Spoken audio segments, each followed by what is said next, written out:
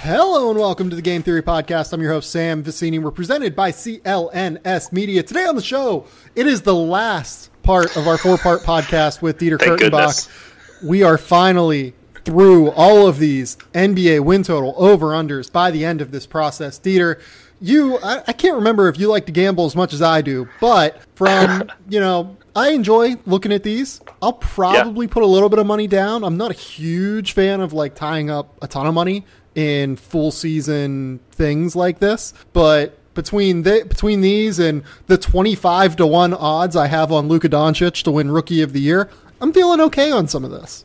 I totally agree. I mean, there's a couple of them that we've gone over thus far where I've said I'll put some money down, allegedly. But you got to stay limber with this kind of stuff. You put down too much, it's an NBA season. There's 82 games. There's so many instances where the unexpected can happen. So obviously, when you're doing these big futures, it's tricky. Some guy twists his ankle in the first game or, albeit something worse, and it can mess up the whole thing. So got to keep that in mind. At the same time, this is a good referendum, more or less, because we now have sort of a third-party arbiter on where these teams are and what we expect from them. And some of these numbers here in this final quadrant of the podcast are peculiar, fascinating, and if you are of our ilk and a betting man or woman, I imagine that these will be tantalizing too. And we're going to start with a fake over-under. Over-under 0.5 NBA trades this season that are worse for the team trading a superstar than the Erik Karlsson to San Jose trade was yesterday. I don't know, man. It's so funny how the NHL has all of these trades for big name guys, and it's because of the level of ineptitude. There's not that much difference in talent across the league right now, ironically, but there's such a massive gap between good owners and bad owners, even more so than the NBA, more so than any league. It really is. And as I've said, as other smart people or not so smart people, depending on how you want to look at it, have said, we can talk about GMs, we can talk about coaching. It's all about ownership. It all trickles down from the top. It's the only trickle-down economy that actually bears out over time. So, yeah, man, the Senators have the worst owner in North American professional sports right now. What the hell did you expect except for them to get fleeced? Yeah, I think part of this is, too, that not only is Eugene Melnyk just the worst. He's the worst. I mean, it's really bad that you can somehow... He had Mark Borovitsky do a Between Two Ferns segment interviewing him on their social media pages about a rebuild. And they picked Mark Borovitsky. I think that's how you pronounce his name. Yeah. It's not Borowicki like it's pronounced or like it's spelled. No, it's Vitsky. Yeah. And the reason they pick him is because they can't pick any of their good players. Borovitsky is fine. He's a bottom-pairing defenseman. But, they can't pick guys like Erik Karlsson, Matt Duchene, Mark Stone, because they might not be there in a month. So you have to have someone that the fans can identify with. And they talk for 6 minutes about how they're tearing the entire team down. And they mention the fact that, there have been rumors that we're considering moving the team. Those aren't true. You know why there are rumors? Because you started the rumors. What are we doing here? It is... Oh my God, it is insane. And then you look at this trade, and for people who don't know, Erik Karlsson's one of the 5 best players in the NHL. Realistically, you can genuinely make a case that he is behind, Connor McDavid, Sidney Crosby, probably number 3 in the NHL. That's where the NHL Network had him last year. Is it? There's an argument to be made that he's not the best defenseman in the league, but there is no conversation in which he is not part. If you're having top 10 players, if you're having top 2 or 3 defensemen, he is part of both of those conversations, and he is in that class, and he's in his prime. Well, he's genuinely the best offensive defenseman to come around since probably Bobby Orr. That's just being realistic. Yeah, he's a generational talent. He led the NHL in assists in 2016 from a defenseman. He should have won the Hart Trophy in 2016, and he didn't win it that year. He didn't win the Norris that year. Was the funniest thing. Right. Well, and the guy he lost the Norris to that year is now on his team. So they have Brent Burns and Erik Karlsson, 2 of Carlson, who I agree with you is generational in his ability to score from the blue line and create offense from the blue line. And Brent Burns, who is not generational necessarily, but not far behind that line. Those two guys are on the same team now in a, albeit defensively minded system. So maybe it curtails a little bit, but man, like the Sharks got away with one. I don't know who would you say the NBA equivalent of Erik Karlsson is? Obviously it's apples and oranges with hockey and basketball, but like this would be the equivalent of who getting traded to an already good like Oklahoma City, an already legit, good team that needs to get over the hump. It's like Anthony Davis. This trade is like Anthony Davis. That was the name that actually came to mind for me. I think that's absolutely right. This deal is like Anthony Davis getting traded to the Los Angeles Lakers for Josh Hart, Moritz Wagner, Isaac Bonga, and like 2 first-round picks. Right. And let's also take into account that like an NBA first-round pick has intrinsic value. The top 30, I mean, it's a top-heavy draft, of course, but you can still find really good players. You get the contract value because these players are more developed than they are whenever you draft NHL players at 18. NHL players, the NHL draft, I have heard that it's top 3. I've heard that it's top 5. I've heard that it's top 10 from someone who was really kind of pushing it, and I pushed back on it. I think they relented, but we left it at 10. After that, you might as well spin a wheel or roll some dice when it comes to these things. That's top 10 overall pick. It's an extremely top-heavy draft. You are lucky if you are drafting in the 20s to find a guy who can be a 3rd or a 4th line regular. Lucky at that regard. Now, obviously, there are outliers. Some guys never make it or come even close to making it. Some guys are stars. But the outlier, it's more or less the same bell curve at the bottom half of the the first round of the NHL entry draft as it is for like the 2nd, 3rd, and 4th round. It's more or less the same bell curve. Whereas in the NBA, you can see a very clear value chart. It dips, obviously, as it goes down, but there's still a tremendous amount of value in a first-round pick. So I don't even know if it's equivalent to giving up some first-round picks in that Anthony Davis trade. But everyone else, I think you absolutely nailed. That's what I dealt with yesterday. This is a basketball podcast, so I'm sure that, if I haven't already scared people away, this is doing it. So let's just get right into things. Oh, man. The first NBA team we're going to talk about are the Minnesota Timberwolves, a.k.a. your Minnesota Timberwolves. The Minnesota Timberwolves had a great season last year. 47 wins. They were expected to win 47, so this was a situation where things generally played out as expected. The 4th best offense, the 27th ranked defense, which was, I guess, kind of a surprise in many ways, just given Tom Thibodeau's general propensity for making good defenses. The fact that they had an all-defensive team guy and Jimmy Butler join the team. There were a lot of concerns about the defense last year. On this roster now, they lose Jamal Crawford, Nemanja Bjelica, Shabazz Muhammad, who played 32 games before moving on to who did he play for last year at the end of the year? I don't even. Shit! We went over that. We went over that earlier. Shabazz. He's not on this chart that I have here, which is kind of silly because he obviously didn't end the season with this team. Milwaukee. That's Milwaukee. You're right. Right. Thank you. Yeah. So they bring in Anthony Tolliver, Josh Okogie, Keita Bates-Diop. They also have Jared Terrell, who is an interesting combo guard. And then we have the Timberwolves connection, where Luol Deng has been re-signed by Tom Thibodeau.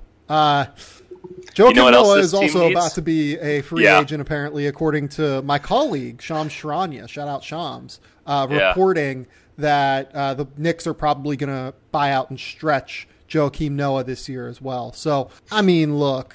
He's going to end up on this team. It would be insane for that to happen. They have 3 full centers. They have Karl Towns, Gorgie Jang, and Justin Patton. Really, Taj Gibson is a center now. No, I get that, but not for Tom Thibodeau. Yeah, this is not going to end well. So what's the number on this? The number on this is 44.5, and I will tell you what, I am going to say over on this number. Yeah. I feel like it is expecting a lot for the Timberwolves, who were, until Jimmy Butler got hurt, he only played 59 games. He missed a 23-game stretch late in the season. They were the very clear number 4 seed in the Western Conference last year. When Jimmy Butler was on the floor, this was actually a very, very good basketball team. And, the numbers bear that out. They were 10 points better per 100 possessions offensively with him on the floor and 7 points better defensively per 100 possessions with him on the floor. They had a plus 8.6 net rating with Jimmy Butler on the floor versus a minus 5 net rating with Jimmy Butler off the floor. So if Jimmy is there and eating up minutes, this is a team that is going to win pretty darn close to 50 games just because they have two of the top, let's say, 12 players in the NBA this year, in my opinion, in Jimmy Butler and Karl Towns. That's a good number. But the rest of this roster and their playoff concerns, I think, are valid. And the bench concerns, I think, are valid. They're not just valid, they're glaring.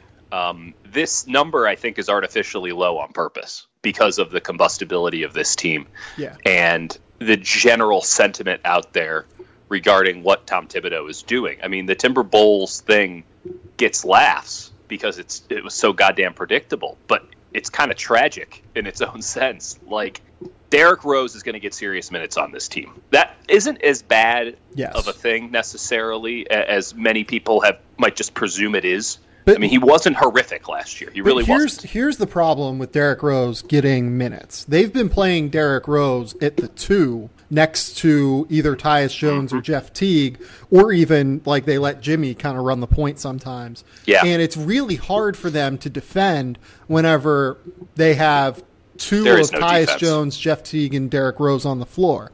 Now, the problem is that you can't really play Derrick Rose as a 1 anymore because he doesn't really have that giddy up to where he can get to the floor and break down the defense in the same manner that he used to. And he's obviously not a distributor really at all anymore. Never so he never was a distributor really, but he was at least reasonably good enough at it because he created such an effect on the defense that he could find kickouts and find dump-offs to wide-open players. Like, he was never a guy that had crazy vision. But because he doesn't have that same effect collapsing the defense, the passing lanes just aren't there for him anymore. So when you have to play Derrick Rose basically at the 2, and that is where things get really complicated for this team.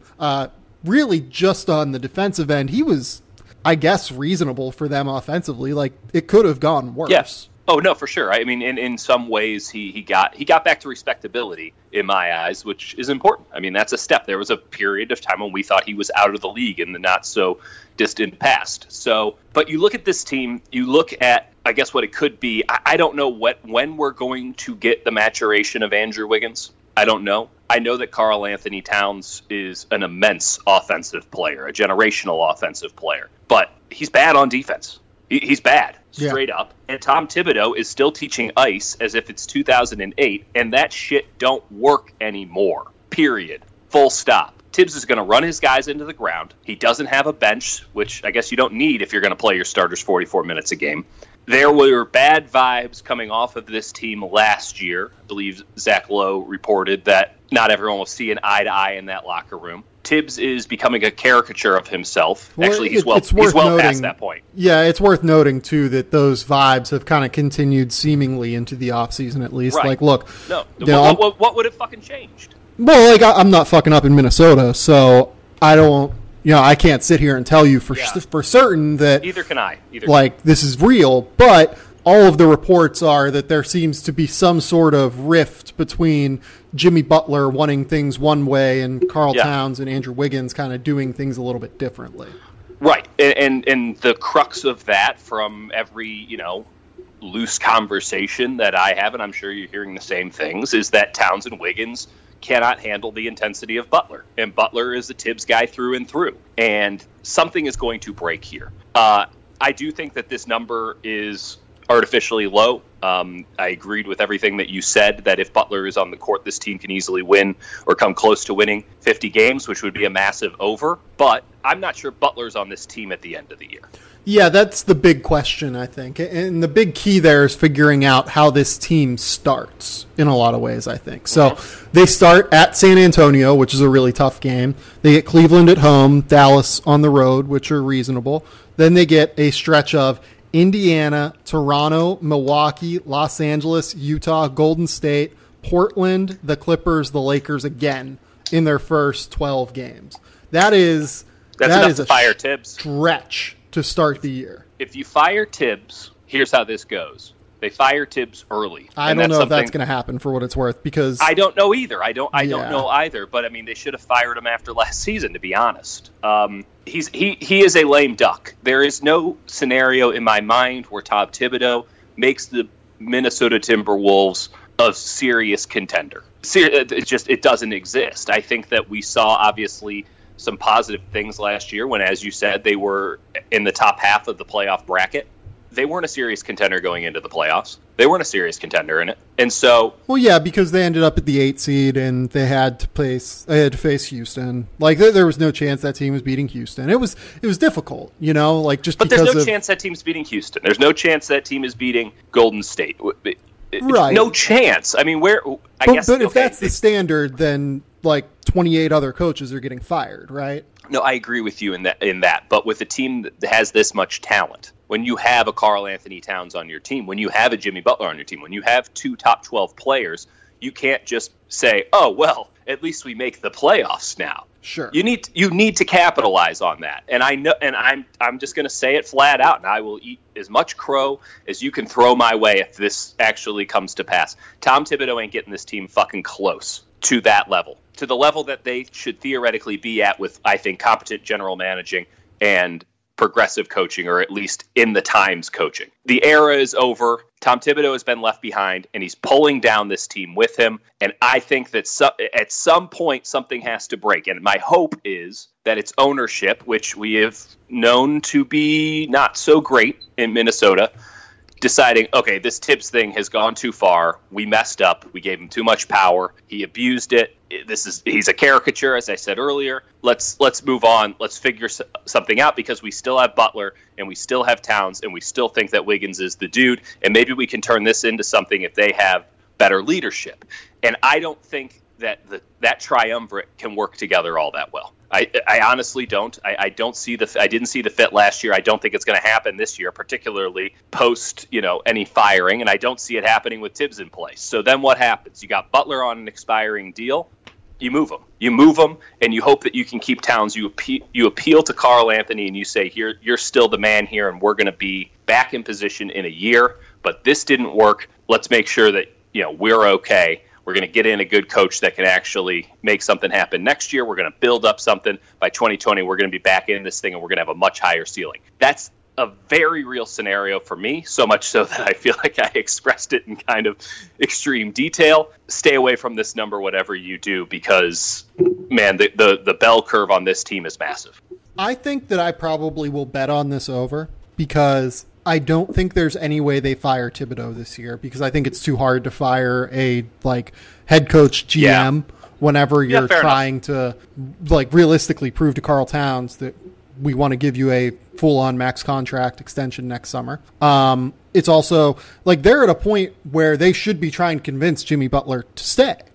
They should be trying to convince him to say, hey, Karl can be your guy. He can be the player that you grow with long term, and we can figure out what to do with Wiggins. That's an issue, but just because you have Andrew Wiggins doesn't mean that you move on from Jimmy Butler. So absolutely, this scenario should be extremely sellable, and yet it isn't. Yeah, and that hints at much larger issues that you and I just don't know the full extent of. But there's nothing here that gives me the indication that anything is hunky dory in Minnesota at all.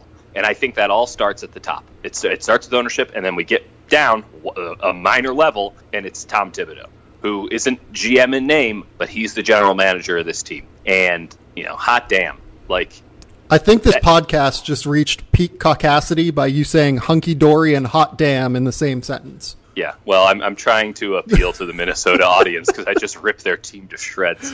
Oh, my God. I'm going I am what I am, Sam. You're going under, I assume? I'll take the under just as devil's advocate. My real advice here is to get the hell away from this thing. The New Orleans Pelicans, 46 is their over-under number. Pelicans are in an incredibly important year. It seems like, Anthony Davis, the indications around that camp previously had been that he wants to continue to stay in New Orleans throughout his career. And as long as they keep winning, he's going to be happy. The thing is, though, that you tend not to fire your agent if everything is cool and you're not going to explore your options, at least, especially when that agent is Rich Paul, and Rich Paul is very, very good at his job. And look, this could be all for off the court stuff, because LeBron James and Rich Paul and the rest of Clutch Sports is now out in Los Angeles, and they have their hands in 97 different things out here in Hollywood.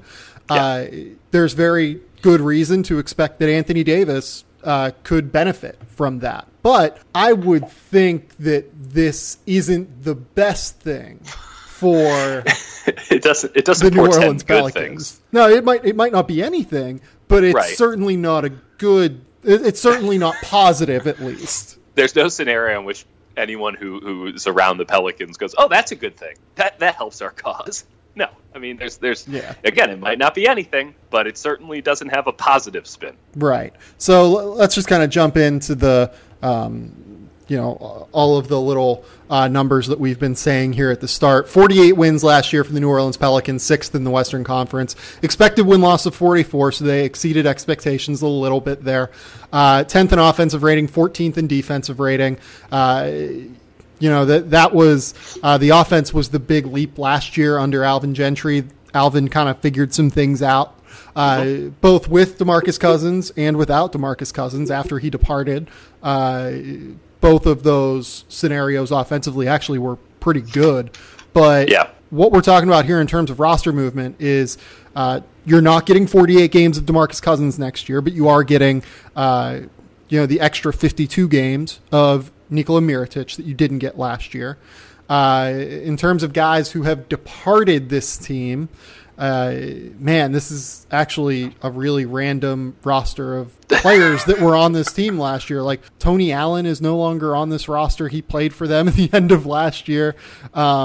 Allegedly. Like Dante Cunningham, if I remember correctly, was on this team last year. He was. Rajon Rondo's obviously no longer there either. As said at the top, DeMarcus Cousins is no longer there. Jordan Crawford was on this team too.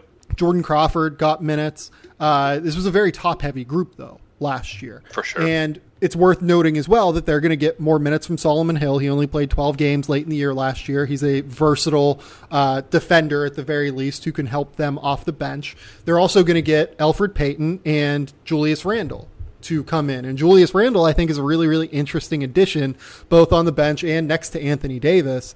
And, they have Jahlil Okafor and Troy Williams and, Trayvon Blewett and, guys like that. But, the Randle and Payton additions, I think, are interesting in a lot of ways. I'll be interested to see what happens with their starting lineup, because they essentially started 2 point guards last year most of the time in Drew Holiday and Rajon Rondo. Do they revert Drew back to the point and just kind of slide Etuan Moore and Darius Miller in there? Or do they slide Solomon Hill at the 3? Do they play like 3 big men, which I think is a really bad idea, with Julius Randle, Anthony Davis, and Nikola Mirotic? We'll see. There are actually a lot of moving parts here, but their best lineups are going to be situational. It's not going to be agreed on that. Yeah, it's not going to be. It's going to be a moving target. It's going to be flexible, I think, in terms of maybe who starts for them, who finishes games for them. Because Julius Randle, I think, is now a very good basketball player, and Nikola Mirotic last year proved himself to be a very capable player for the Pelicans in the playoffs. Yeah, it is interesting. I don't think there's a clear-cut 5. We all know that it has bookended by Holiday and Davis, but and probably Etuan Moore is in there. But you can go with Solomon Hill or Darius Miller, as you said. I think you have to start Mirotic over Randle and then use Randle as a backup 5, which I think has a lot of potential. Yeah. I think that's the play. That when Davis is not on the court, Randle is always on the court as a backup 5, and while those two will play together, that is it's a nice mesh, honestly, because of both of their styles. Davis obviously much, much better, but Julius Randle's a damn good player, and they have a bit of a similarity.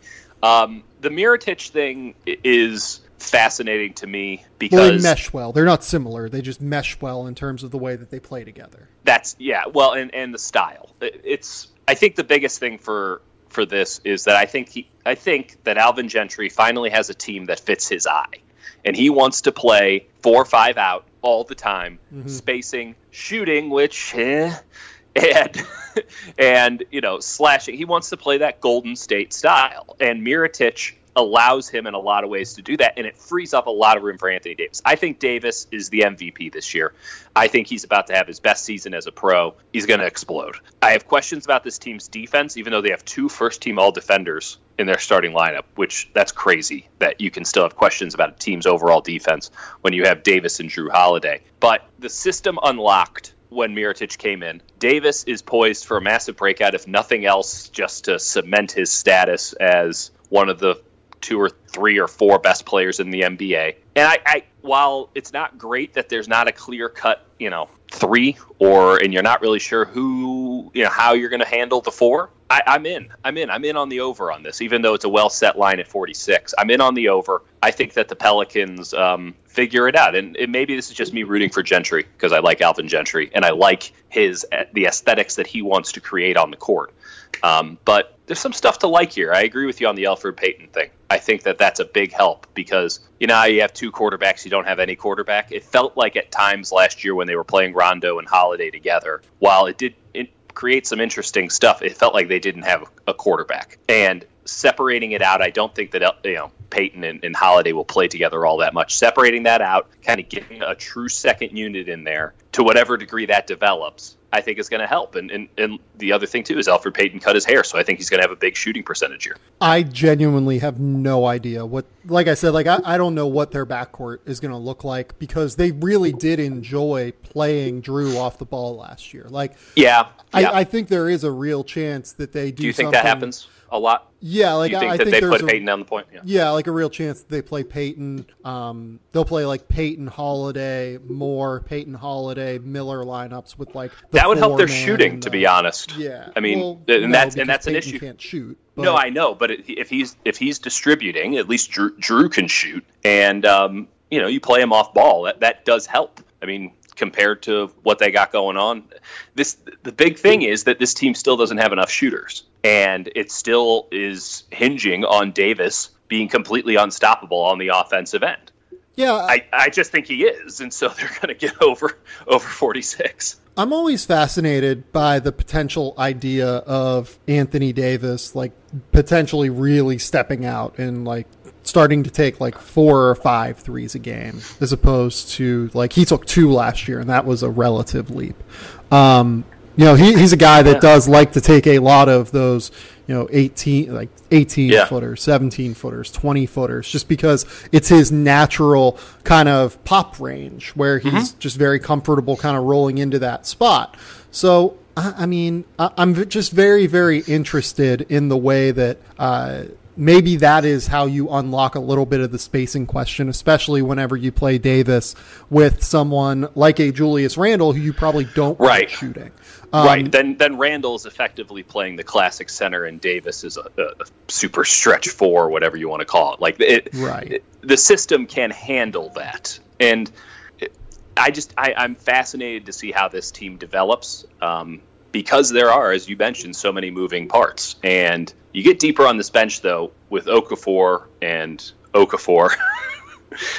Double Okafor for your pleasure. And honestly, I don't think Jaleel makes this team, to be honest. Yeah. You mentioned the fact that Rajon Rondo and Drew Holiday, they didn't necessarily mesh all the time last year. It looked okay. It wasn't optimal. In my opinion. And I was going to say that honestly, I kind of thought it did look okay, but I'm looking at the numbers now, and Drew Holiday, when Rajon Rondo was on the floor, the Pelicans had a 108 offensive rating and a 105.2 defensive rating, so they were a +3.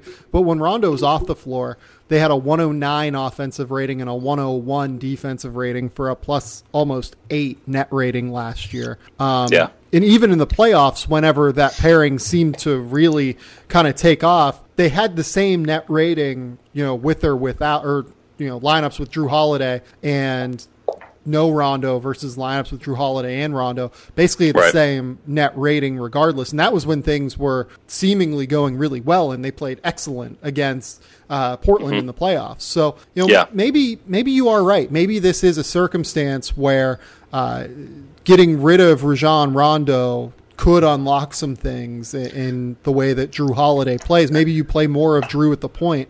Maybe just the idea of Elfrid Payton not pounding the ball as much will help. It's hard to say. And Elfrid being in a more spread out system with, I think just Elfrid playing on a better team has a chance to unlock some stuff for him. I mean, if anyone is, they're going to push the pace. This team is going to push pace like nobody else in the NBA this year. That's where I like Elfrid Payton. That's the one thing he is particularly good at. Yeah, so that is the thing that the Pelicans did more so than anyone else last year. They had the top pace in the NBA.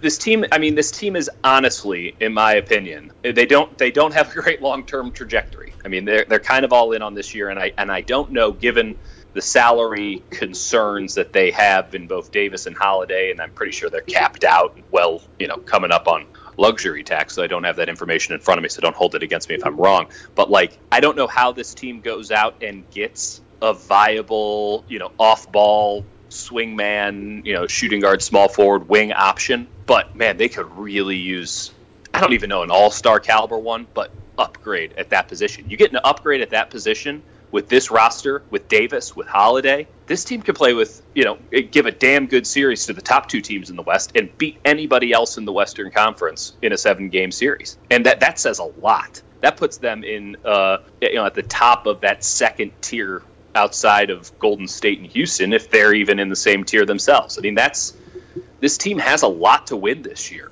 And I hope that... You bring up the idea of them, how do they get better? This offseason or this regular season, it probably will be a little bit difficult for that to happen. But right now they do only have $75 million guaranteed next summer. Now they do have a $9 million player option for Julius Randle that you can add to that. But you should pick that up. I mean, honestly, unless it's a disaster. But there is Randle for $9 million. Come on. But there is some very real potential here for them to do some damage in the free agency market next summer. You're probably not talking about a full max guy next to Anthony Davis and Drew Holiday, but you can have some damn good players. Yeah, you have the potential to go out and actually do some damage and get that wingman that you can play next to Holiday and Davis, and see what happens with Nikola Mirotic in the free agency market. They're going to have optionality in a way that they haven't had for a while, but that's going forward. That's not for this season. Let me put it to you this way. This is how optimistic I am on the Pelicans with the system that they play with just this roster. And this is not happening. It's impossible outside of the world, the most bizarre worst case scenario. But if you just plop Klay Thompson onto this team, they're a legitimate title contender. I mean, I know that because you're taking something from the Warriors, and the Warriors would still, I think, be separate. But I might like a team, and this is again a ridiculous hypothetical, but this is what I'm saying: how that can just put this team to another level if they get competent, in this case, all-star level, wing play. I would have a hard time picking against the Pelicans against the Rockets. And I think that, what I saw last year with the pace, I know Golden State likes to push it too, but they gave Golden State a pretty good run. They had perhaps they gave them as good of a run as anybody, and we talked about that Rockets series the other day. But that never really felt like those two teams engaged. The Warriors and the Pelicans had to engage, and the Pelicans gave them a damn good run there. I'm rooting for the Pelicans. That's where I'm at. I'm rooting for them to stay aggressive, to stay on it, and if they find a window of opportunity, even though it's going to be very difficult for them to capitalize on it, to upgrade this team, because I don't know if Davis sticks around. It's a tough market to convince him to stay around long term, if we're being totally honest. But if they go out and they can get somebody of a borderline all-star caliber, just somebody who fits what Alvin Gentry likes to do in the way that Mirotic did last year, you can have a lot of fun with this team come playoff time. I'm taking the over, and if nothing else, for optimism and the potential that this could be, one of the more aesthetically pleasing teams in all of basketball. Yeah, man, in terms of what to do with this number, This is going to be a tough number. Yeah, this is going to be a stay away for me. But man, if you think that Anthony Davis has the chance to take it to another level, which is preposterous, but I think we can all agree that feasible, then don't you kind of have to take the over? Yeah, I mean, I don't know if he's going to take it to like another level. Yeah. Do you think he wins MVP? Like, if you were asking me, do I take the field or do I take Anthony Davis? I would take the field. I'm talking about who's your MVP pick? Davis is a totally reasonable MVP pick, I think. I think he will win one before his career ends, and this seems like a perfect year for it to happen. I think Anthony Davis is the MVP, and if he's the MVP, that signals that they won more than 46 games. Though it doesn't have to. I think it does. It probably does signal that happened. Right. Just kind of given historical trends in the past. Yeah, they don't like anyone who doesn't win 50. Yeah. So I would probably lean over here as well, I think. But you're right. It's a very good number. I mean, if this was set at 45, I would feel a lot more comfortable, and it might get there by opening day. You never know. Yeah, and the thing with this team is too, like, you should feel reasonably confident that there's not much downside below like 44 because they're not trading Anthony Davis, they're not trading Drew Holiday. They're going to try and convince Anthony Davis throughout this year. Like, maybe if this year ends up being something of a failure and they like win 45 and miss the playoffs, like maybe they explore trading Davis in the offseason. But like, no, you make it all the way through the year. You don't give up. You could never get anything close to the value. He's a generational player. Yeah, I know we're using that term a lot, but like, he's a generational player. So barring injury, with Anthony Davis or Drew Holiday, which, Anthony misses second halves of games regularly, and Drew, he hasn't missed a ton of time for a couple of years now, but he does have a past of, missing some games here and there, missing swaths of games here and especially with the workload that he carries. I mean, 36 minutes per game last year in 81 games. It's a lot of wear and tear, even. Right. 20, he's 28, but still. They have enough depth here to where, if a Julius Randle or a Nikola Mirotic gets hurt, they can kind of sandpaper over that. If I think so, yeah. Etuan Moore gets hurt, they can kind of sandpaper over that. Solomon Hill got hurt last year, and they figured things out defensively to where they finished 14th in the NBA last year. So I am at the point where I would feel confident just betting over based on the fact that there's enough upside with, this roster to get to where they can be like a 4 seed in the Western Conference this year. And I think there's a minimal downside. Agreed. I mean, ultimately you're looking at a team that just top 7, let's just call it top 7, is, 8. Drew Holiday, Etuan Moore, Solomon Hill, Nikola Mirotic, Anthony Davis, Elfrid Payton, Darius Miller, and Julius Randle. I like that top 8, and I like the coach that's in charge of it. So I'll bet on him. Let's talk about Oklahoma City. The Oklahoma City Thunder, their over-under is 50. Yeah. I felt better about that before yesterday's news that Russell Westbrook is going to at least miss the preseason after having surgery on that right knee. That is the knee that he had surgery on 3 times in, it was 2013, I believe, when the Patrick Beverley incident happened. So real questions there. Having said that, they won 48 last year. Their expected win-loss was 50. They were top 10 in both offense and defense last year. They keep Paul George around, which is incredibly important. If you remember last year as well, they won 48 while Russell Westbrook really struggled early in the year. If you remember, he had that PRP injection into his knee. He still ends up averaging a triple-double, which is just wild on so many levels. That last year was a disappointment when he averaged a triple-double. But that's where we're at with Russell Westbrook. So let's say he even starts slow again. I'm still at the point where I think that this team is just in fine shape, and we should talk about who they have gotten rid of and who they still have on this team. They have lost Carmelo Anthony. Oh, no. Come back.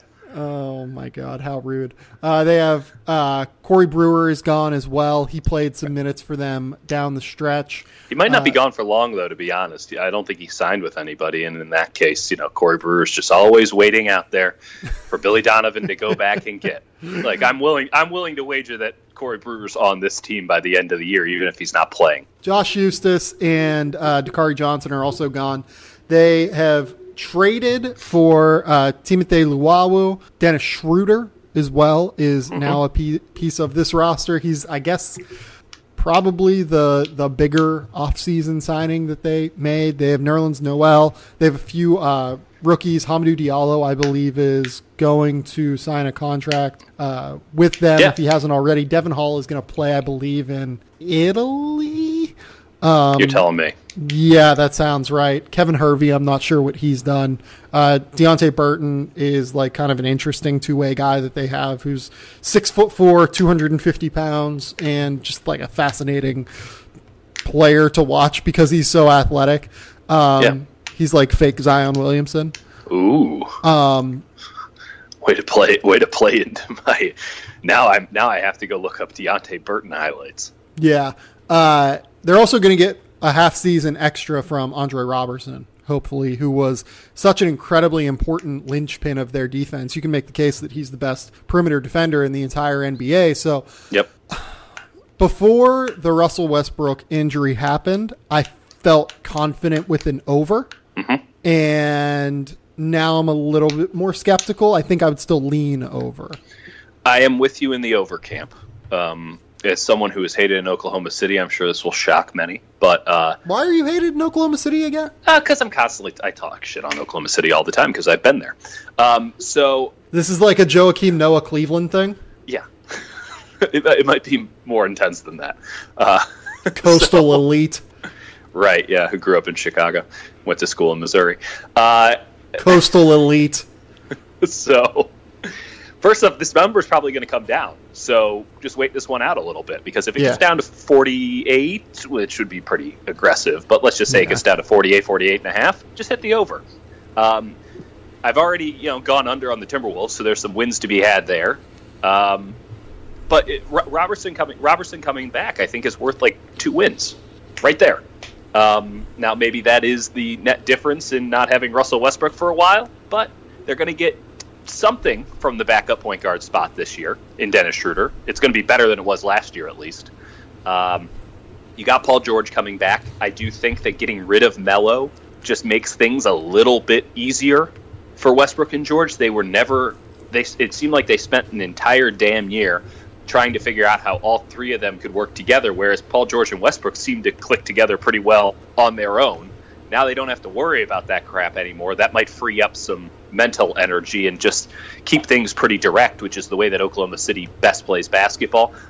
I'm a fan of the Nerlens Noel signing. I don't see any downside to this, honestly. We know Nerlens' reputation, but taking this kind of a deal, I think, is a nice symbol for him in a way. Like, I'm here to just get my shit together.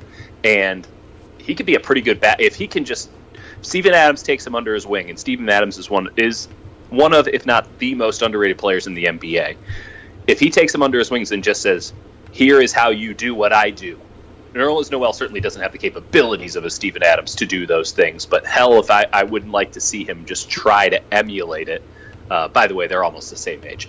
So I don't know. I just think that this team has a much better fit than it had last year. I think Robertson coming back is massive, and really the impact is going to be difficult to overstate for that team's defense. I'm not necessarily pessimistic on Westbrook's knee. I am pessimistic on the rest of this division. Wait for the line to come down a little bit, because it probably will, and then hit the over.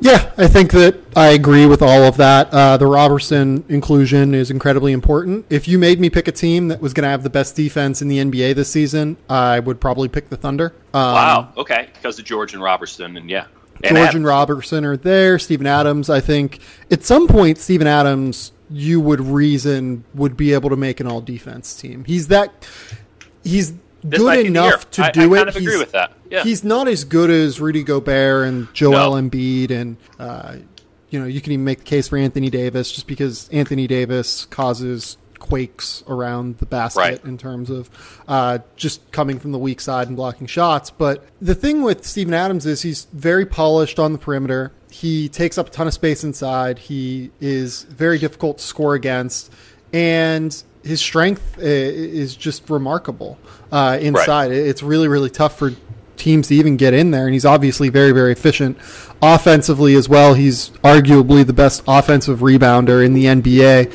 other than maybe Andre Drummond. So the difference between him and Drummond, maybe not in that realm, but Steven Adams is one of those guys that I absolutely 100% want to have on my basketball team. He is so damn good.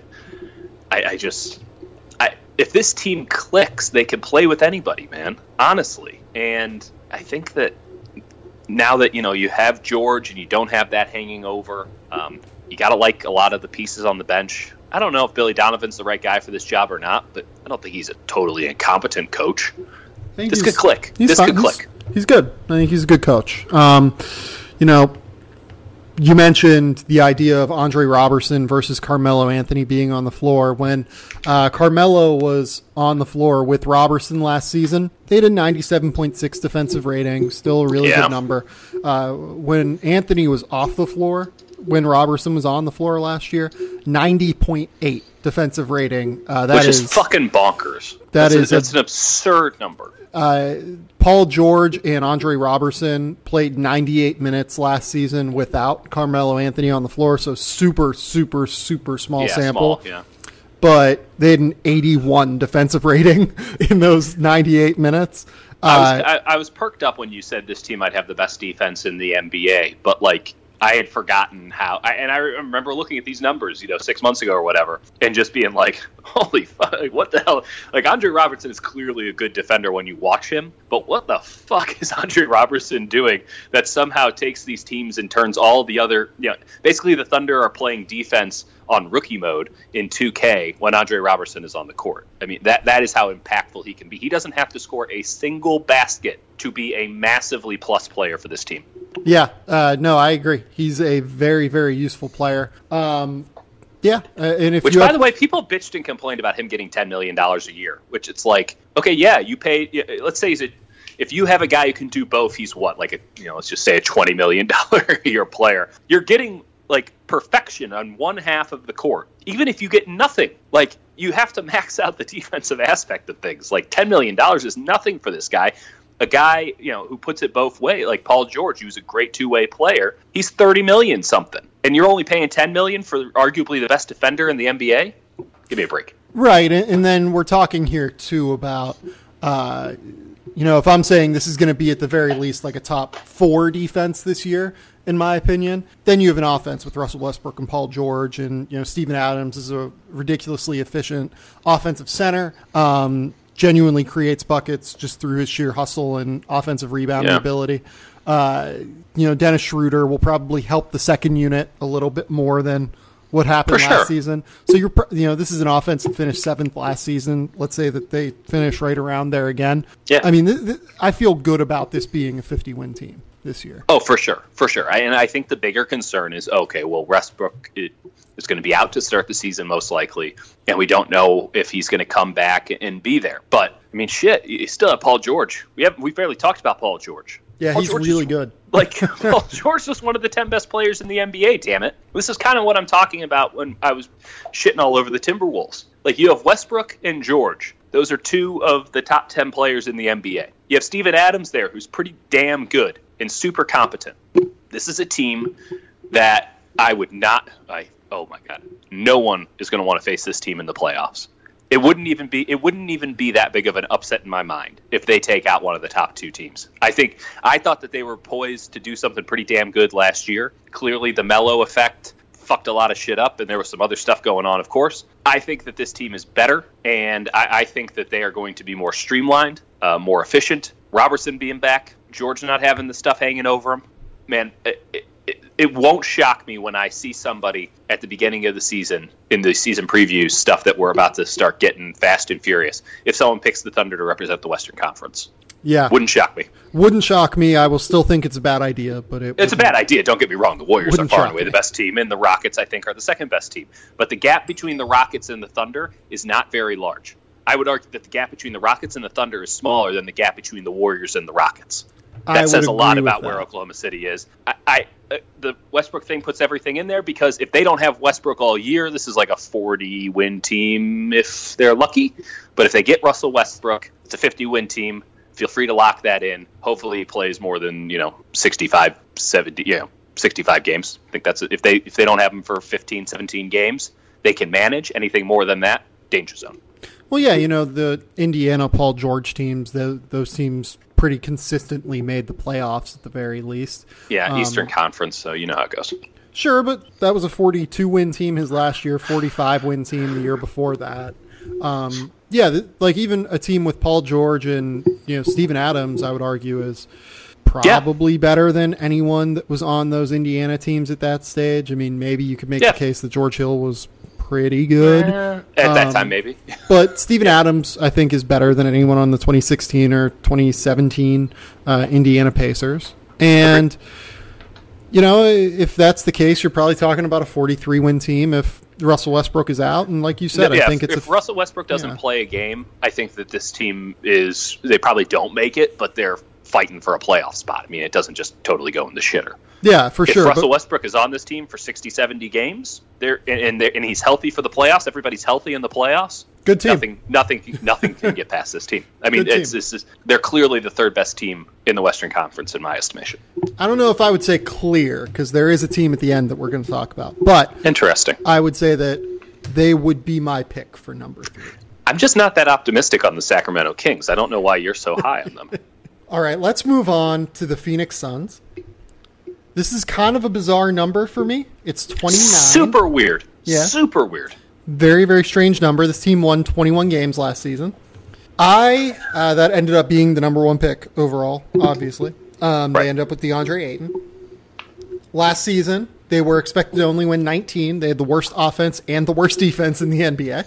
Giddy the hell up. Ended up firing their coach after 3 games, Earl Watson. We had the legendary "I don't want to be here" moment from Eric Bledsoe. Sir.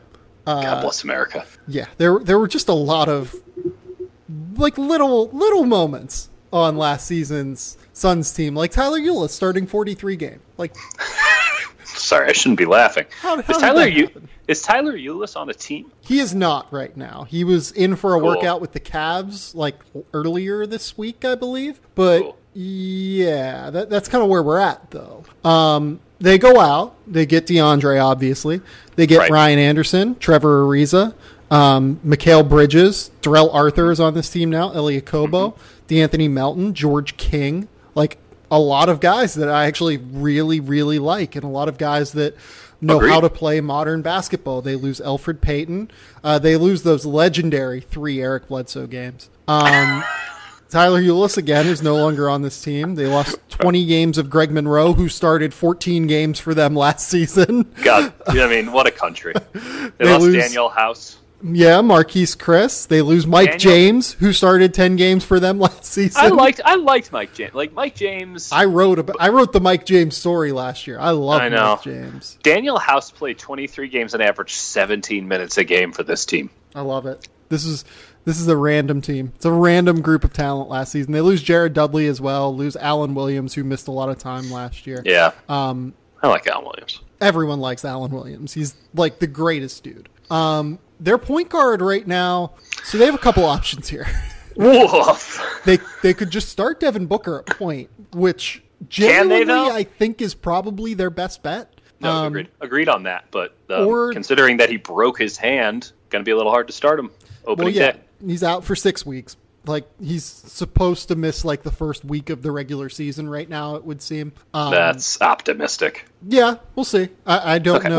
We'll see. I don't know enough about broken hands to be able to kind of need it to play basketball. Yeah, to be able to competently really define his timeline. And that is a lingering injury, by the way. So one of those things. Shaq Harrison or Elie Okobo or DeAnthony Melton also exist at the point guard position. So what about Isaiah Cannon? Isaiah Cannon is their starter, by the way. We'll see. I mean, right now, Roster Resource has him penciled in as the starter. That is the option that they have determined is best. I would think that Shaq Harrison is probably the favorite. Tell us something about Tulsa product Shaq Harrison. How in depth do you want me to go? I want you to explain who he is and what he's about. Shaq Harrison is a genuinely good NBA defender. Right around like 6'3"-ish. 6'4", 190. Is that what he's listed at? Yeah. That's what he's listed at. Yeah, very, very good defender. Offensively, he's never been able to shoot. That's been the biggest thing that's held him back throughout his career.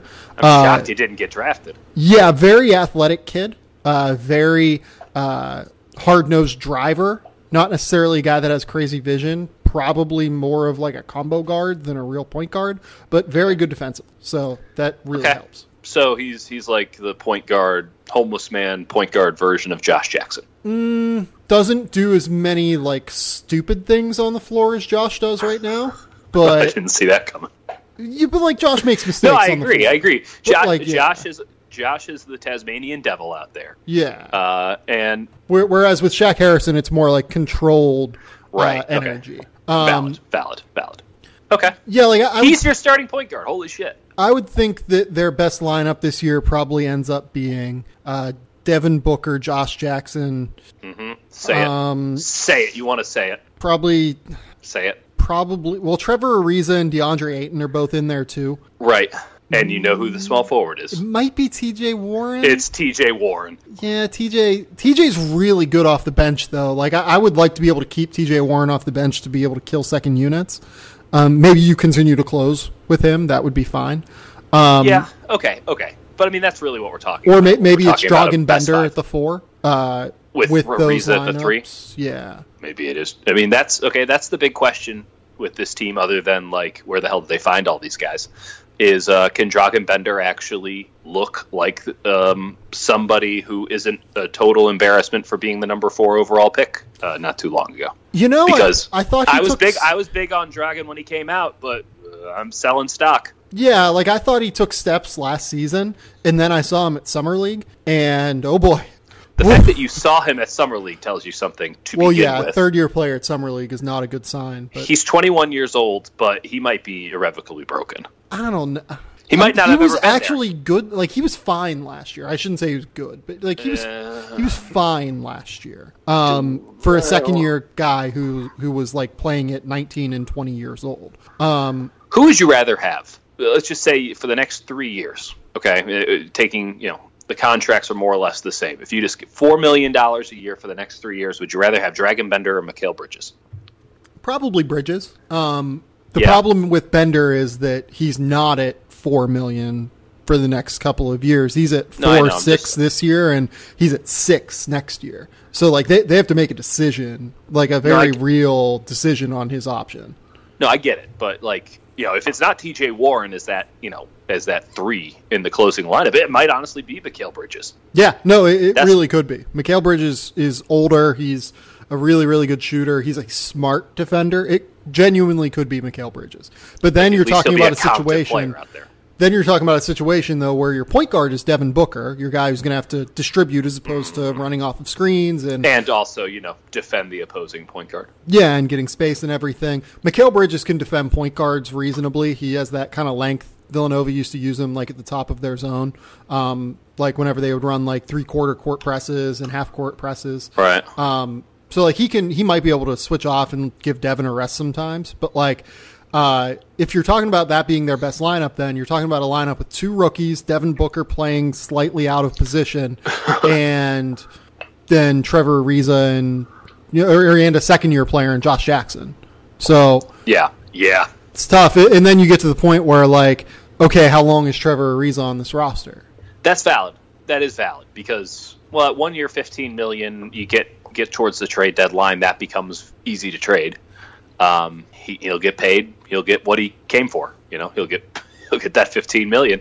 Might end up back on the Rockets somehow. I don't know what Ryan Anderson's role on this team is going to be because that is not an easy contract to trade. I guess hence the reason he's on the Suns. And I mean, he obviously can still shoot it, but I don't know. Like, is that so? Do you want him taking away minutes from Bender?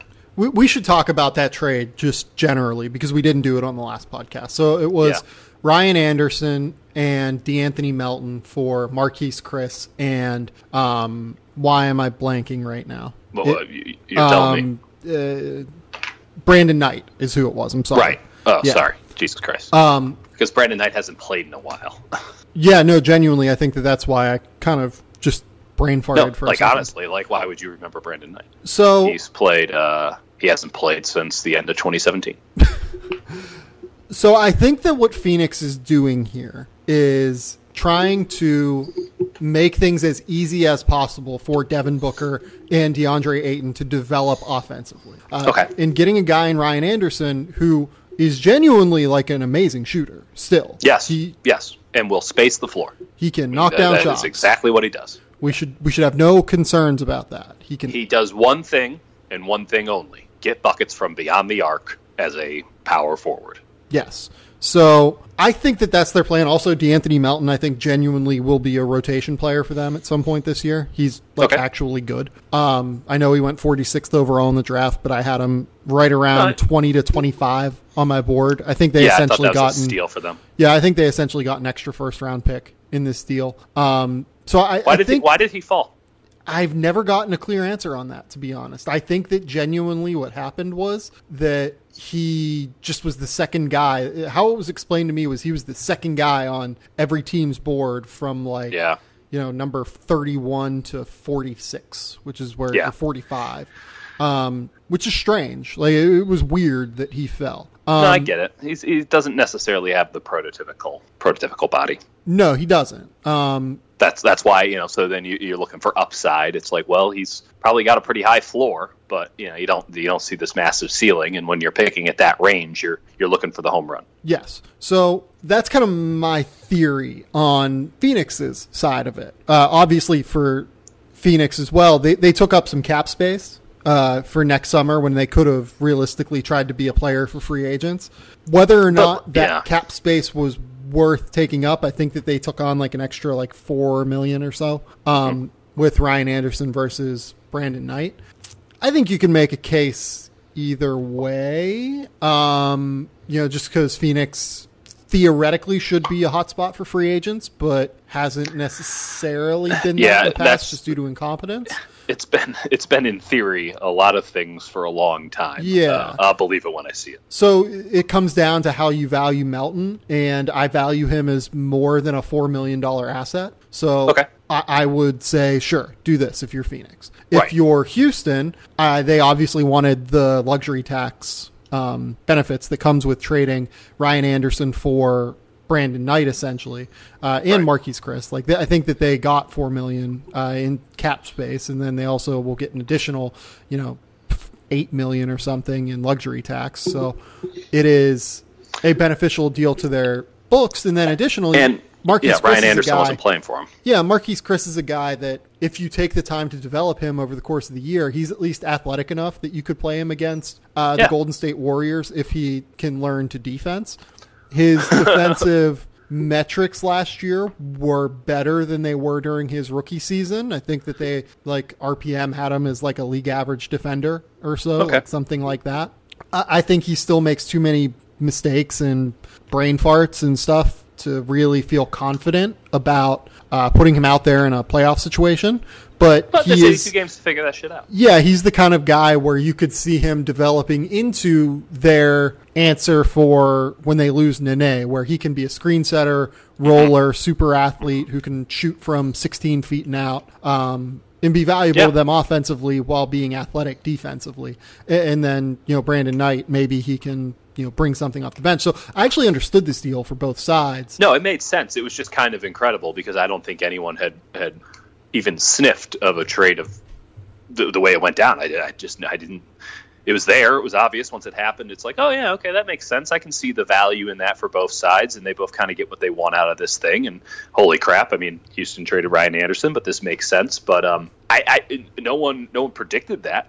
Yeah, and I think a lot of like basketball Twitter, like NBA draft Twitter or whatever, they love DeAnthony Melton. They think he's like a top 10 player and that he's like very clearly the most obvious. I'm shocked that Twitter is hyperbolic. Yeah, and I do think it's a little bit hyperbolic, but just like Ryan Anderson isn't a completely totally useless player because he can't be on the floor against the Warriors in the playoffs. Like there's still plenty of value in that guy. Now is he overpaid? Well, I'm not going to get into a whole Marxist thing, but like he's probably not earning that contract compared to other guys who make $20 million. He's not on the high end of it. At the same time, he has value for any team that he's going to be on because he does one thing extremely well. He has one particular set of skills, and he will execute them to completion. So here's the deal with this 29 over-under. If this team wins 29 games, Ryan McDonough's probably fired, I would bet. As opposed to, like, they won 21 games last year. They're not going to have Devin Booker to start the season. They do not have a point guard outside of Devin Booker. They have extremely raw young players that they need to develop. They have Ayton, who we'll see. I mean, I know this is your area of expertise, but I've never seen him play in an NBA game. He's good. He's going to be fine. I'm sure he's going to be fine. I'm just saying, like he's going to be like a 15-10 guy this year, I think. We're talking about a team that's going to somehow improve by 8 wins. Where the fuck do you see that? Yeah, that's and like, you know what I think a lot of this comes down to is that there is a lot of faith in Igor Kokoshkov. Why? I mean, like, listen, he might be good, but is he 8 wins good? Yeah, I think that's where it gets tricky, especially if you're assuming that Trevor Ariza doesn't play a full season for them. Even if he does. Like, you know what? If Trevor Ariza plays a full season for this team and they would go out and trade for a point guard, they would win well over 29 games. I think. Really? You honestly believe that? I mean, I can see that. I mean, it becomes at least plausible for 29. What is the realistic number for the team as currently constructed? Say that this team was to trade Josh Jackson for Terry Rozier and keep Trevor Ariza for the whole year. Okay. You're talking about a situation where it's Terry Rozier. That's a really good theory. Yeah, like Terry Rozier, Devin Booker, Mikal Bridges / TJ Warren, Trevor Ariza, and DeAndre Ayton. That team wins more than 29 games, I think. Okay. It'd be close. It'd be close for me, but I totally get that. And like that seems like a reasonable trade to me in some ways. Like, it's not a deal I think either team would necessarily love, but yeah, it's not happening. It's just not happening. Well, like the thing with Josh Jackson is, and I'm going to pitch this deal now because I randomly it's a good. I think it's a decent idea. I just don't think it's happening. Right, like there have been no indications that this would ever. Oh no, you made this shit out of thin air. I am saying that is one, a good thought. And 2, understanding both Boston and Phoenix, to whatever degree I understand them to, they're never going to come to the same place you're at. So, with Josh Jackson, he has 3 years and $21 million left on his contract.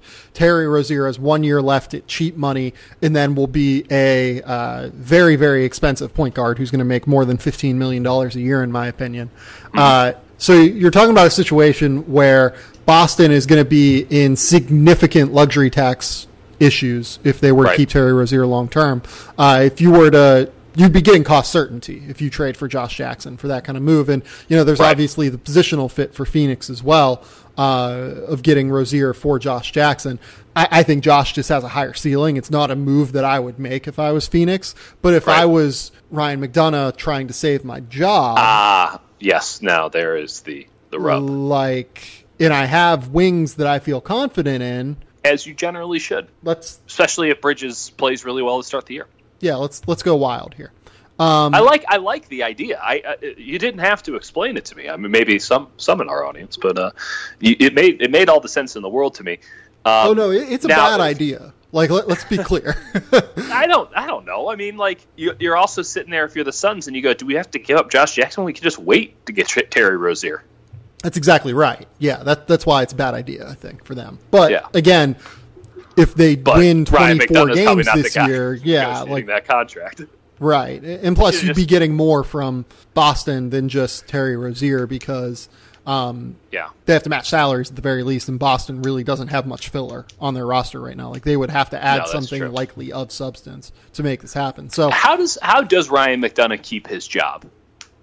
He had a really great first year, and I think you can make the case that they were snake bitten the second year, even though the issues in the locker room were kind of his doing by signing Isaiah Thomas and creating that 3-point guard issue resulted in them having to trade Isaiah and Goran. And then from there, it was like kind of a page one rewrite, and now they're getting the fruits of that. And DeAndre Ayton and Devin Booker is a great building block to kind of get a chance to build around. So I don't know. We'll see. Like, it's not the most bananas thing in the world to allow him to continue. Like, I don't think he's done a great job, but it feels like he's in a lame duck year. Yeah, like it feels like I wouldn't even say lame duck. I think it feels like he needs to win 33 games or just show growth.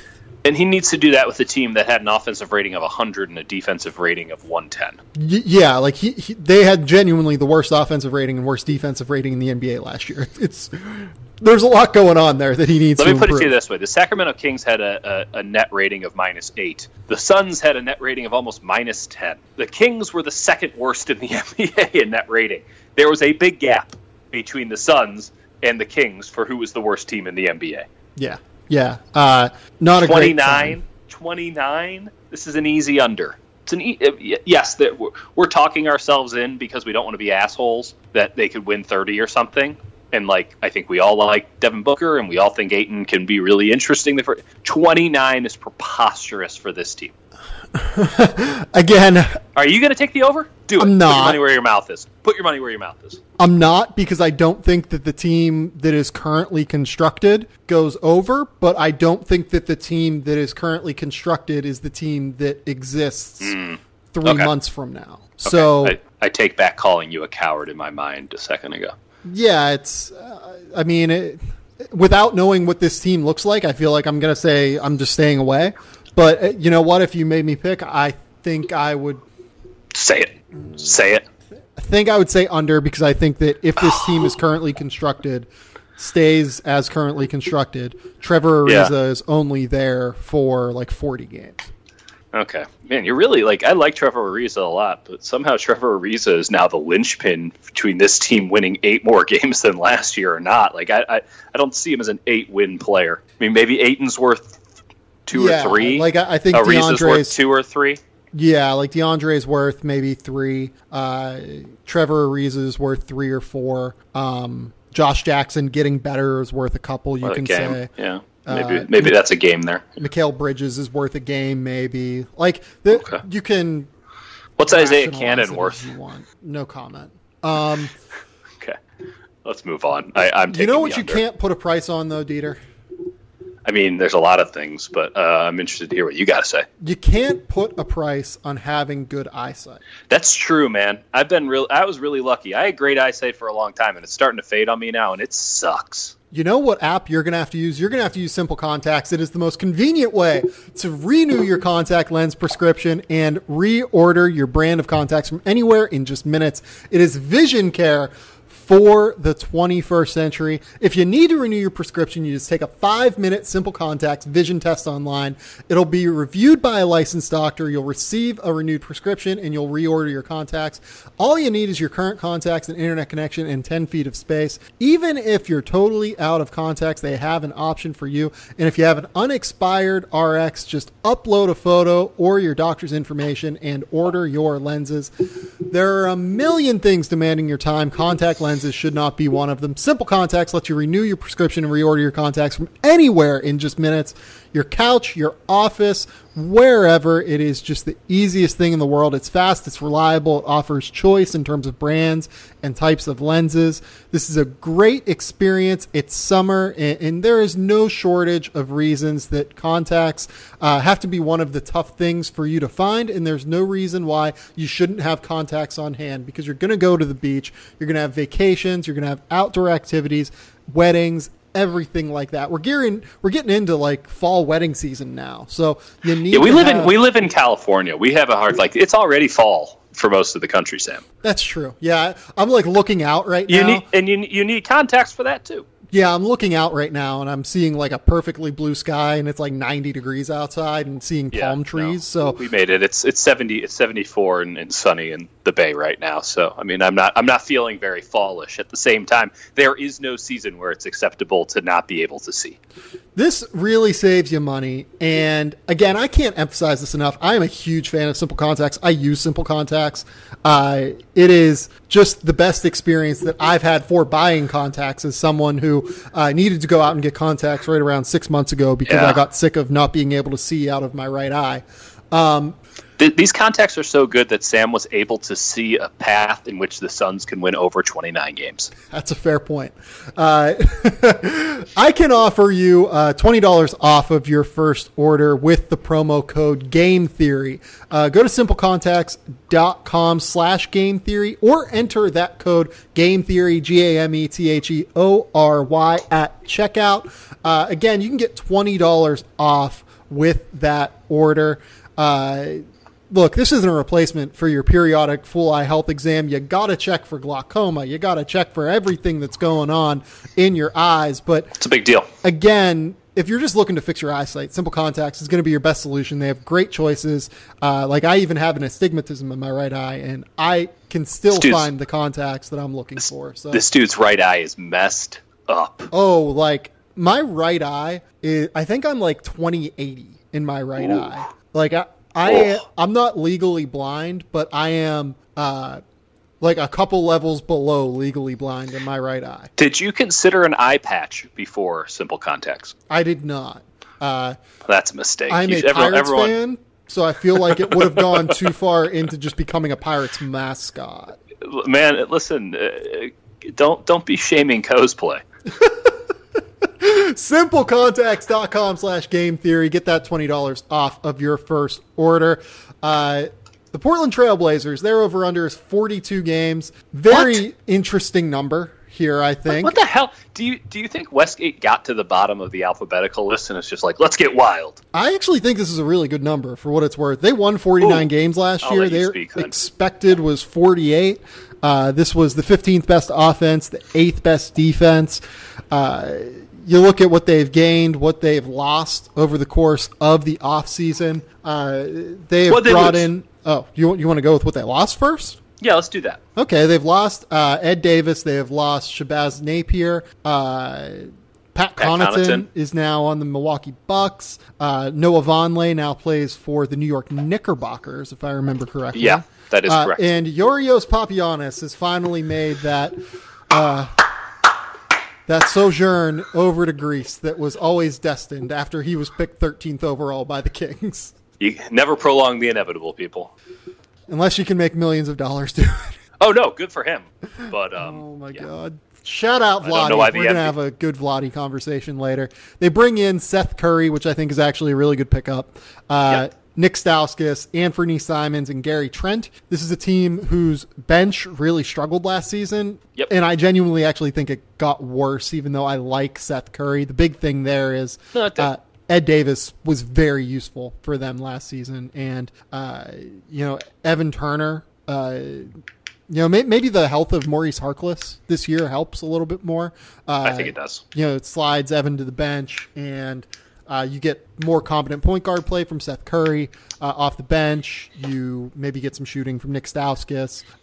I'm not super confident on Anthony Simons and Gary Trent playing a large role, if only because... I like Gary Trent. Well, if only because Neil O'Shea said after the draft, you can't expect a second-round pick or late first-round picks to actually come in and make an impact.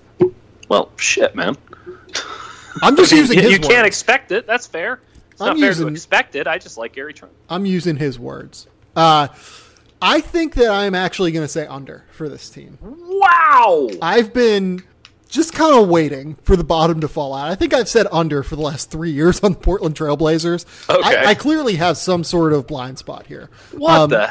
Well, no pun intended. I mean, I got a code for you if you need to get that fixed. Yeah. Shout out simplecontacts.com/GameTheory. But I love Damian Lillard. I love CJ McCollum. Like, genuinely, Damian Lillard was one of the 5 best players in the NBA last year. Don't try to sweeten them up. You just told me that this is going to be a sub 500 team. Don't try to sweeten these guys up. CJ McCollum is legit a top 30 player in the NBA. However,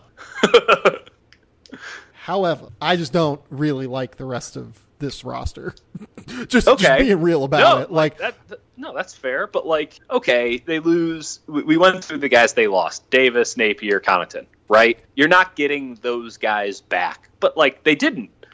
It's not like they're replacing them with nobodies. They got Curry. They got Stauskas. I like Trent. They get Harkless back for more than 59 games. This is a team that won 49 games last year. This is a team that's led by Damian Lillard, a guy who goes into every game as if his life depends on it. You're telling me that they're going to drop by 7 games, 7.5 games if you want to take the... you think they're going to be 8 games worse than they were last year if you're taking the under. I just don't see it. Unless there's an injury, I don't see it. No, I don't like the cut of this team's jib. No, I don't think they're even close to a playoff contention team. I understand that we're all out on this team after what happened in the playoffs last year, but they're a good regular season team. Well, and luckily we're only dealing with regular season numbers here, and all this team has to do is be better than 500. Yeah. It's an over. I just really don't like the talent on this team. What changed? What changed so much? Honestly, nothing has changed. I thought that they outperformed expectations last season. Okay.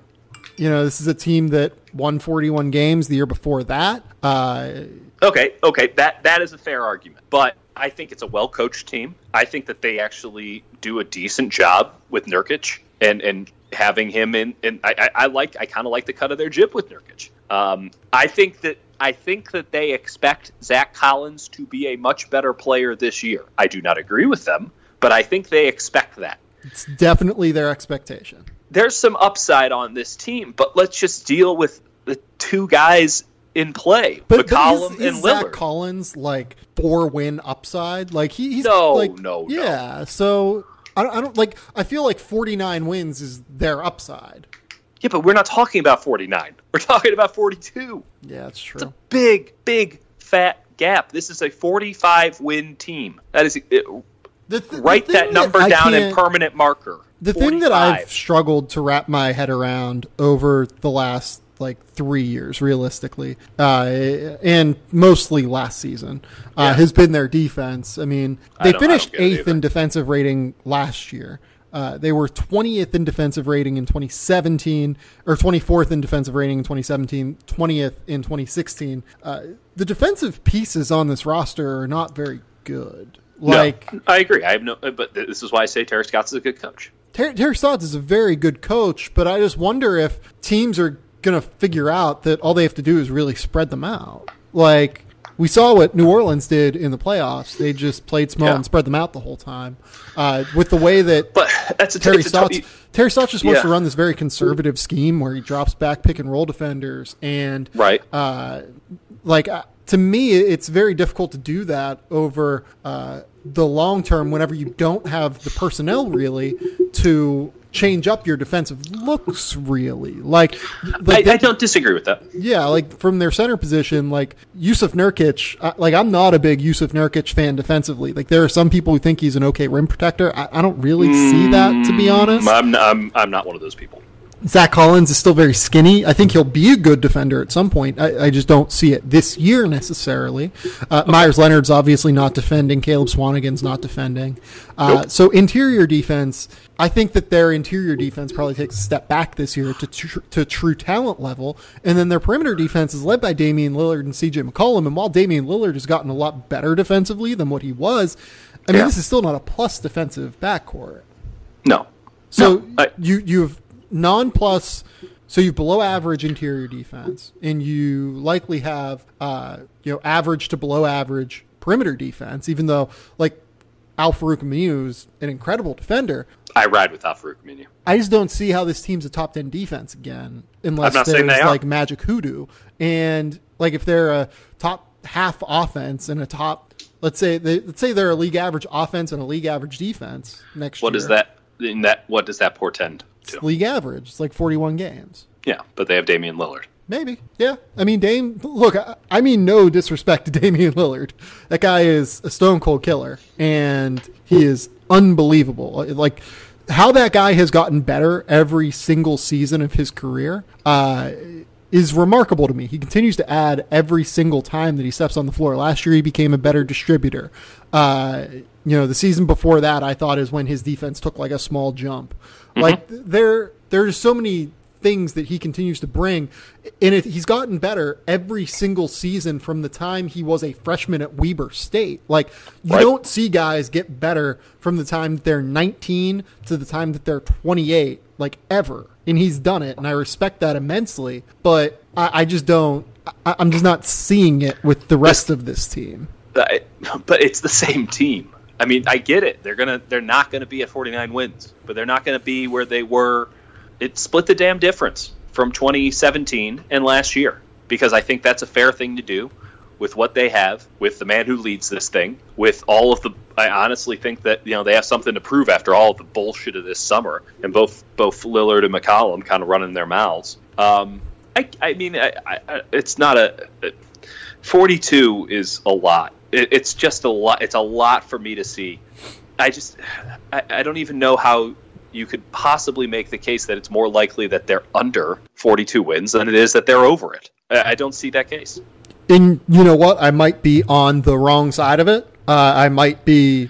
This might be a take. This is bad betting. This is bad betting. What you're doing is you're trying to make up for the losses of prior years with a bet that has nothing to do with those years. You know what? Again, I'm not going to bet on this over under. I'm not going to put money on it. This is a stay away from me. But if you make me pick, I'll take all of your money and I'll go over. Yeah, like I'm going to say under and just kind of think that there is regression coming here, because the talent level says that there's regression coming. I mean, look, maybe this is my take. Like, maybe this is, if I can't let you have all the hot take. But that's what I'm good at. Come on, man. Fair point. No one brings me on here for my expertise. I just say shit. Let's talk about the Sacramento Kings. 25.5 is their number. It's a lot. I wrote over. I literally wrote over in my notes here, and then talked myself out of it in the subsequent notes. Dude, I don't know. If you're betting on the Sacramento Kings, I think we have bigger issues to worry about. Especially if you're betting positively on the Sacramento Kings. Well, and I'm sure that anyone who would care to torture themselves again can go back. I'm pretty sure that I considered the Kings to be a stone cold lock to be an over last year. I don't remember what that number was, but I'm pretty sure they didn't get there, even at 27 wins. So don't listen to me when it comes to the Kings. I want the Kings to be good. I want to have a respectable team 90 minutes north of me that, gives me some intrigue and interest. And I love De'Aaron Fox, but holy shit. The positive idea, hold on. They won 27 games last year. 29th in offensive rating, 28th in defensive rating. Expected wins were 23, though. In terms of guys that they have lost, they lose the 43 games of George Hill that they played. They lose Garrett Temple. Lost Vince Carter. They lose Vince Carter as well. That's a good point. Jack Cooley, Nigel Hayes. Jakar Sampson on this team. is no longer on this roster. It's guys like that. Actually, is Jakar Sampson? He's a restricted free agent. I think that they could bring him back. He signed somewhere. He signed with the Bulls. He's going to the Bulls. That happened. That happened recently. Yeah, that happened today, actually. They bring in Marvin Bagley, Yogi Ferrell, Nemanja Bjelica, Ben McLemore, and sorry, Missouri fan. I mean, with all of our great NBA players. Shout out to Mari Carroll. So, realistically, you can make a case that the talent on this roster is not much worse than it was last year. I don't even know where it is worse. Honestly, theoretically, Yogi Ferrell should be worse than George Hill, but George Hill was a total mess for There's Sacramento a lot of theories that we can throw around here. Yogi Ferrell will give a shit. Garrett Temple is a very real loss. That's true. They did. Yeah, that is extremely valid. A good player. Yeah, he's a good player. I thought they exercised his traded him to option. Memphis. Oh, that's right. Shit, that was silly. You would hope that De'Aaron Fox, Buddy Hield, Scalabissiere, Harry Giles. They also, I guess theoretically, they get Harry Giles as well because he set out last year. And they are pumping up Harry Giles, man. That is a thing that is happening. And then Willie Cauley-Stein as well. Like, you'd think those guys all on rookie deals will get better. Justin Jackson, too. One would sure hope. So, like, you can make a case for this being over. And then the other point here that's at least worth bringing up is that their first-round pick is not theirs. Yeah, so they have no incentive to tank. Yeah, like they really don't, in my opinion, have incentive to tank. So, because they might. Where would it be? Well, I think that it's still protected. Like if they get the number 1 overall pick. I don't know if they're going to be able to pull that off, man. We just talked about the Suns. Well, it's genuinely like only a 25% chance at best for them to get the number 1 overall pick. So, like, you probably should not be betting. I will tell you this: they had a couple of days of summer league or whatever. Mm-hmm. This is a franchise that understands that they have to show that the arrow is pointing up, because there's been a bunch of times over the last, 10 years where it's like, hey, maybe something can happen here. And then it flatlines and then goes back down again. They have to show progression. They have to keep getting better. It is the fan base. The Warriors are already encroaching on Sacramento, and it will be over if the Kings don't give anyone a reason to give a shit about them. And you can make the argument that you should give a shit about them and buy low and all that stuff right now, but they have to pay out dividends on that bet. Otherwise, I mean, this entire franchise gets thrown into another bleach cycle where Vlade is out, Dave Yeager is out, and they're starting from scratch again. And I don't know who makes it from this year's roster to the 2019-2020 roster if that's the case. So you're in a full rebuild again, which means that, essentially you've punted ever having a good fan base.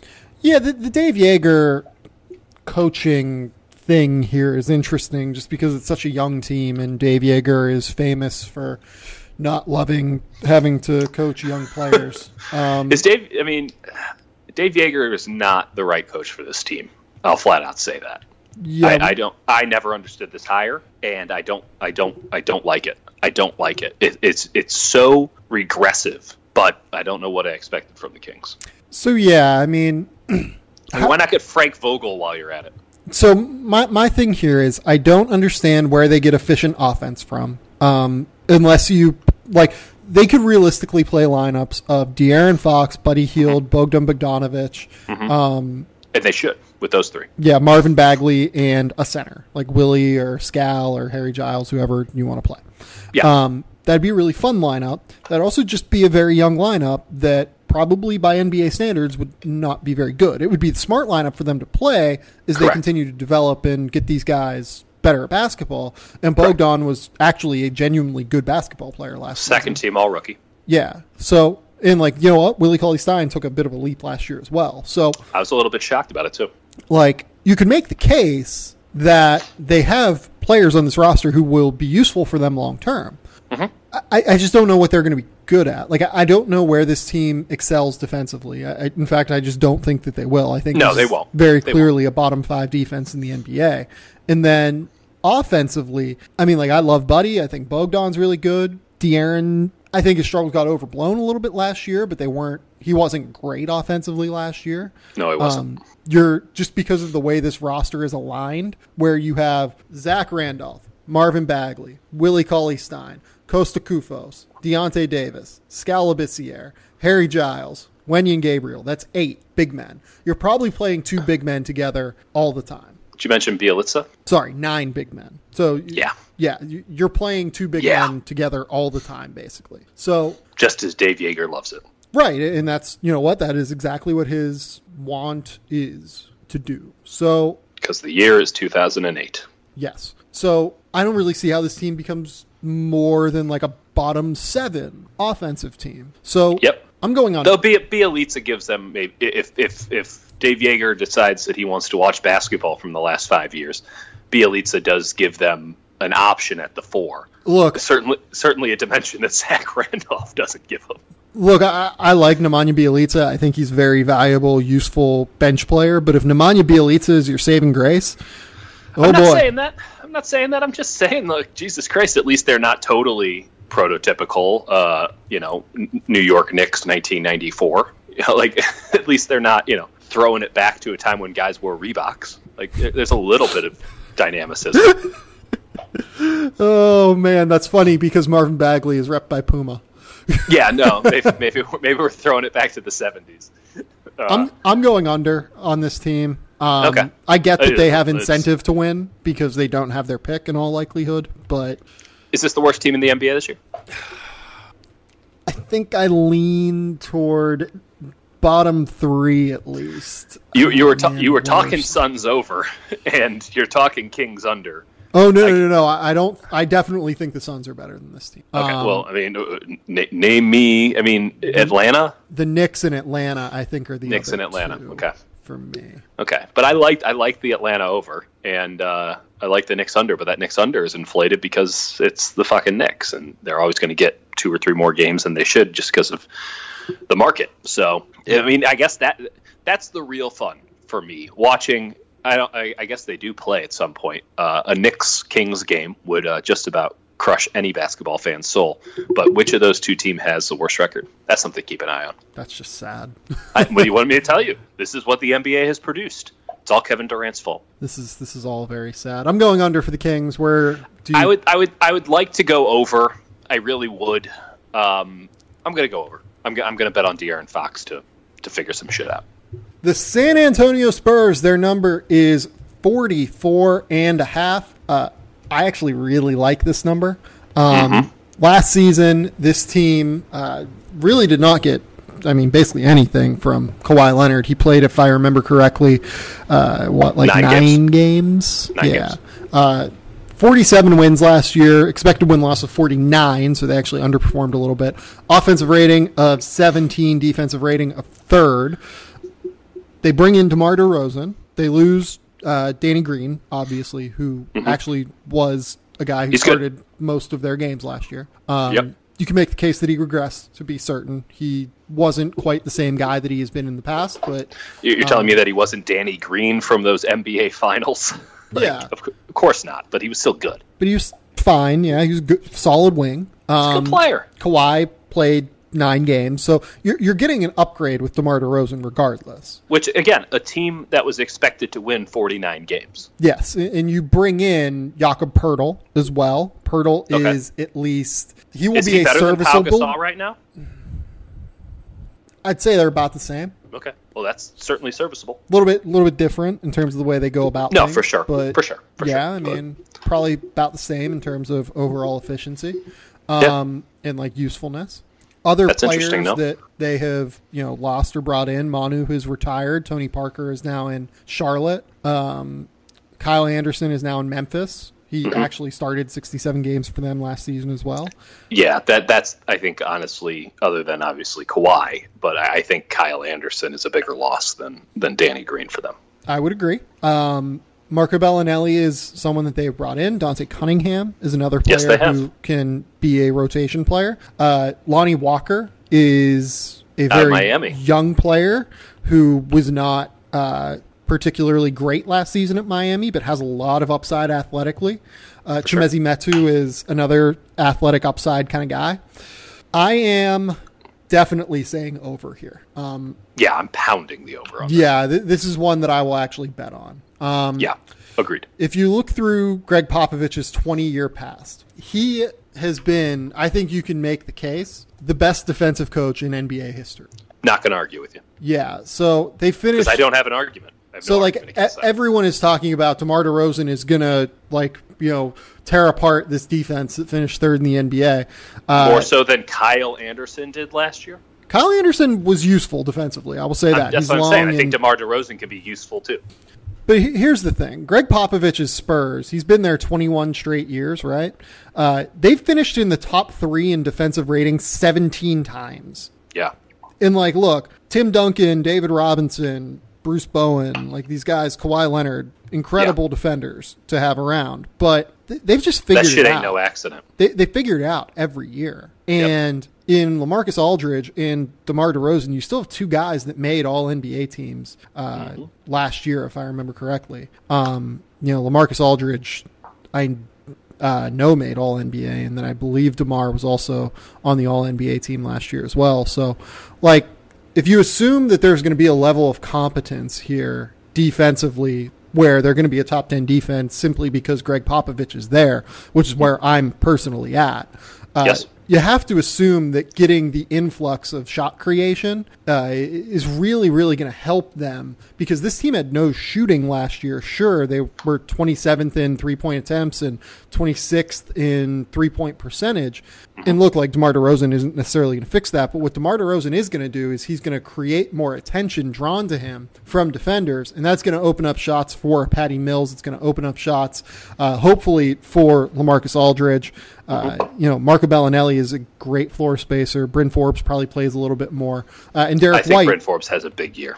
And Derek White is a guy that I'm actually a huge fan of and think he will play a role for them as well. So this team should shoot it better. They should have more offensive weapons, and they're going to be a good defense again. So I'm saying this is a playoff team, and they win more than 44 games. Yeah, it's not even a question in my mind. Let's talk about DeJounte Murray for a second. 22 years old. He's all defense second team. This guy is going to be a household name at the end of the year.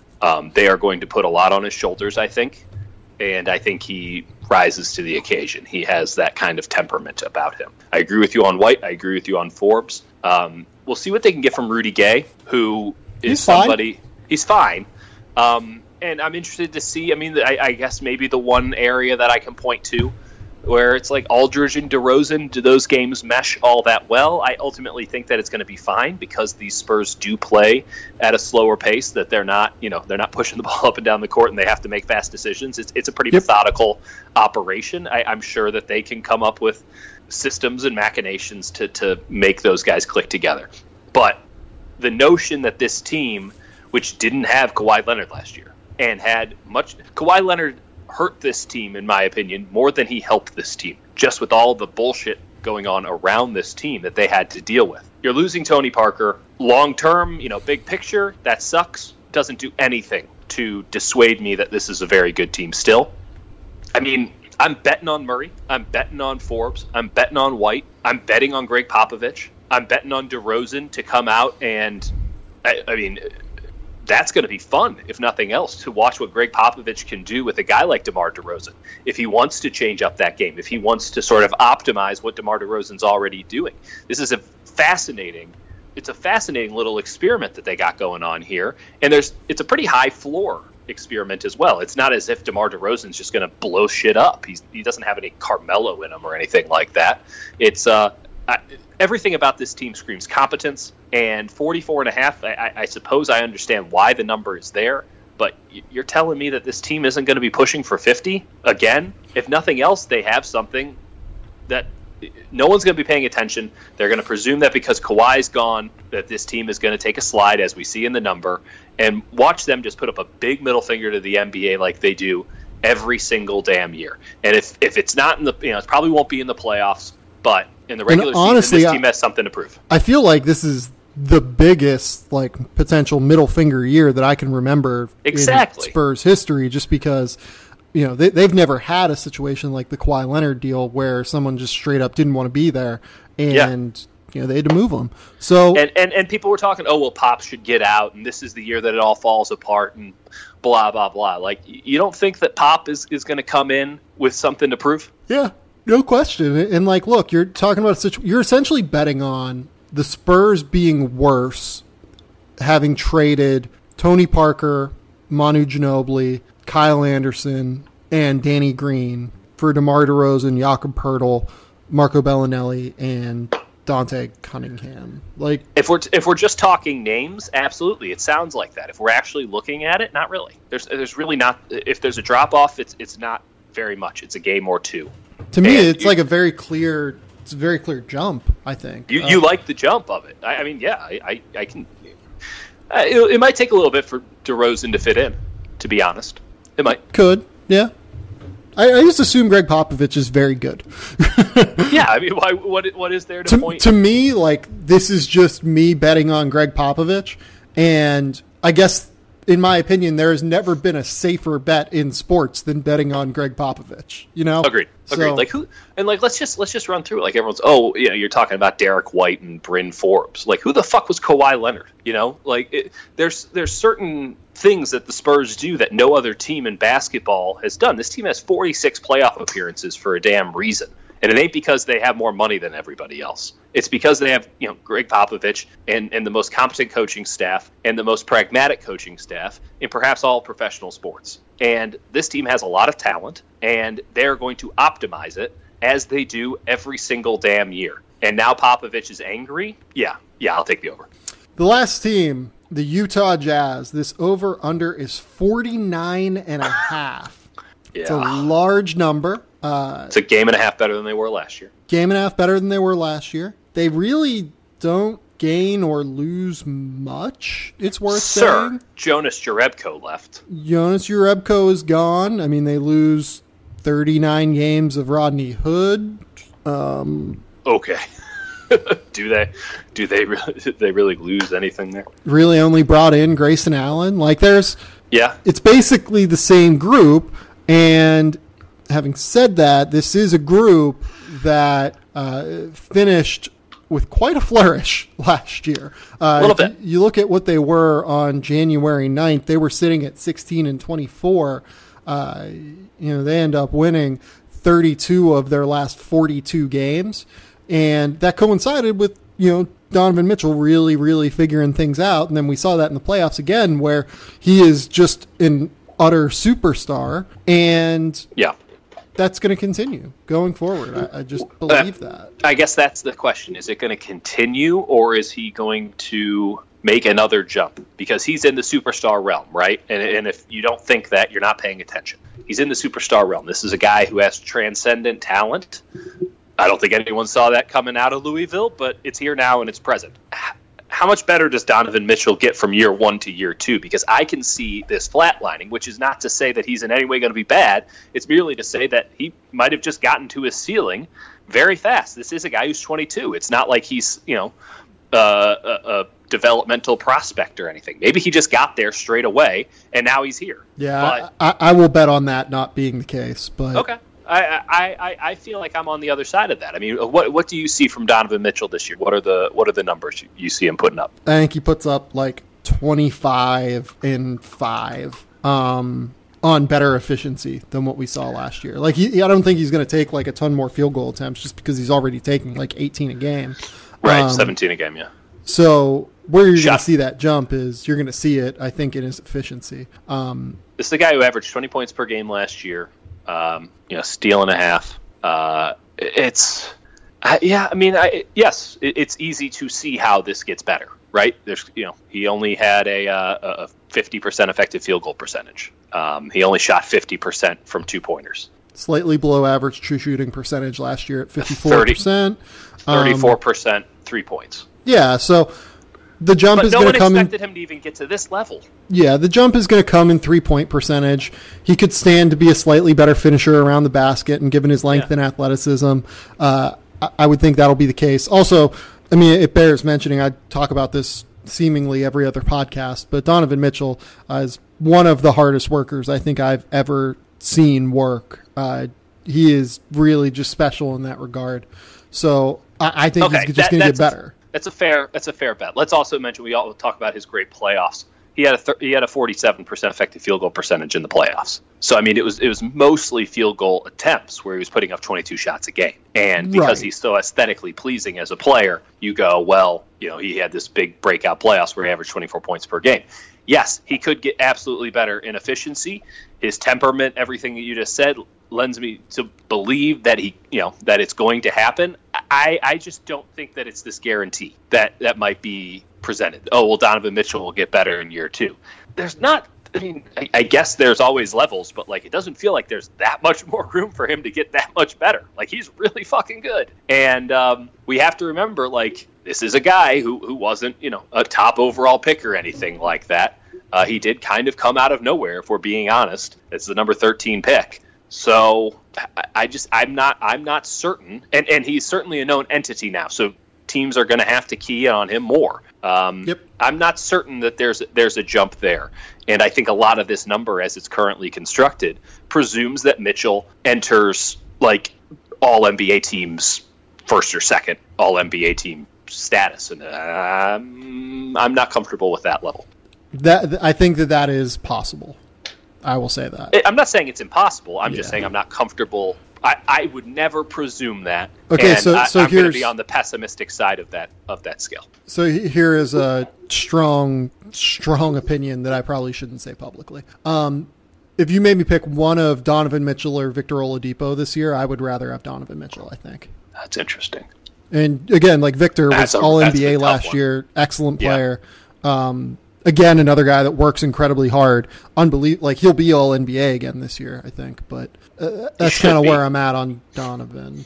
Okay. I mean, listen, I don't want to take anything away from Donovan Mitchell. This is the kind of player that the Jazz have been looking for quite a bit now.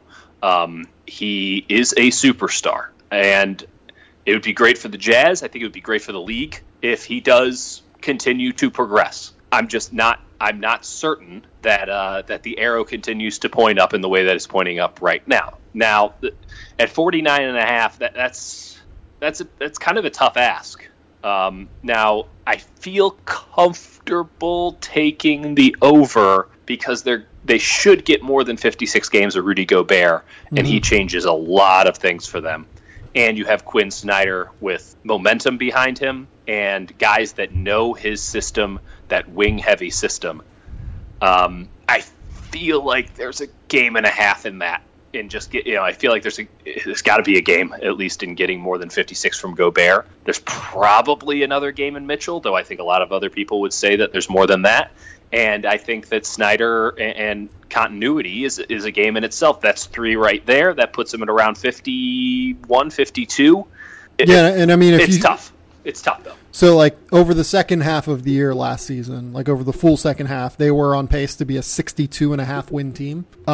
That's high. Let's also establish that this team has an awesome home court advantage, right? And that does matter. I mean, in the regular season, it certainly matters. Whenever teams are traveling like crazy, and then they have to go to altitude, it can play a role. And it was one of the best defensive teams in the NBA. Certainly, Gobert, the Defensive Player of the Year, helps that a lot. But they were, I thought they were pretty damn good even without him. Yeah, like Derek Favors was a very good defender last year. Again, like I said, the Thunder will probably be my pick for best defense this year. They'll be number 2, and like Boston would probably be number 3 on that list. So, again, top 3 defense for sure here. Adding Grayson Allen too. Which, say what you will about Grayson Allen, but he's a good player, and he's going to be competent, and he couldn't have gone to a better team. Straight up, couldn't have gone to a better team for what it is that he does. He is going to be molded into the optimal Grayson Allen. I firmly believe that. Sure. Okay. He's going to reach. He will in Utah. He will reach whatever his ceiling is. That's all I'm saying. I don't think that it's like, Grayson Allen's going to be anything more than a decent role player on the bench. Grayson Allen's development will certainly not be tripped up by Quinn Snyder.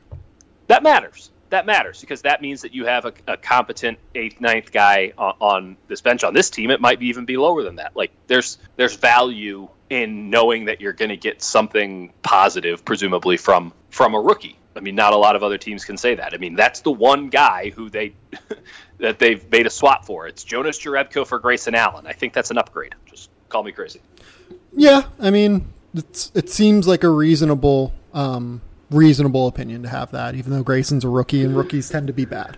He's also a 23-year-old rookie. He is also a 23-year-old rookie. That's fair. I'm going over. Where are you at? You're going over? Yeah, I'm going over. I think top 3 defense and a top 12 offense. Yeah. Again, 62.5 win pace over the last half of last season. Beat the pants off of Oklahoma City in the first round. Like a very good team. I think this is this is one of the top 4 teams in the West. Okay. Do you think they beat out the Thunder? I think that the Thunder are 3 and they're 4. Okay. Or like realistically toss up, but yeah. I'm not sure if we talked about it on air or just talking, but like when they got Jay Crowder, they saved Jay Crowder in his career. He was a perfect fit for this system, and now they get a full year of him, and I think that's a good thing too because. As much as everyone loved to shit on Jay Crowder, if you use him right, he's a pretty damn good player. So here, let's just run through the West again. Yeah. I took the under for the Mavericks. Do you remember who you took? I got a list here. I took the under as well. I took the under for the Nuggets. I believe you took the over. I did. I took the under for the Warriors. We both took the under there.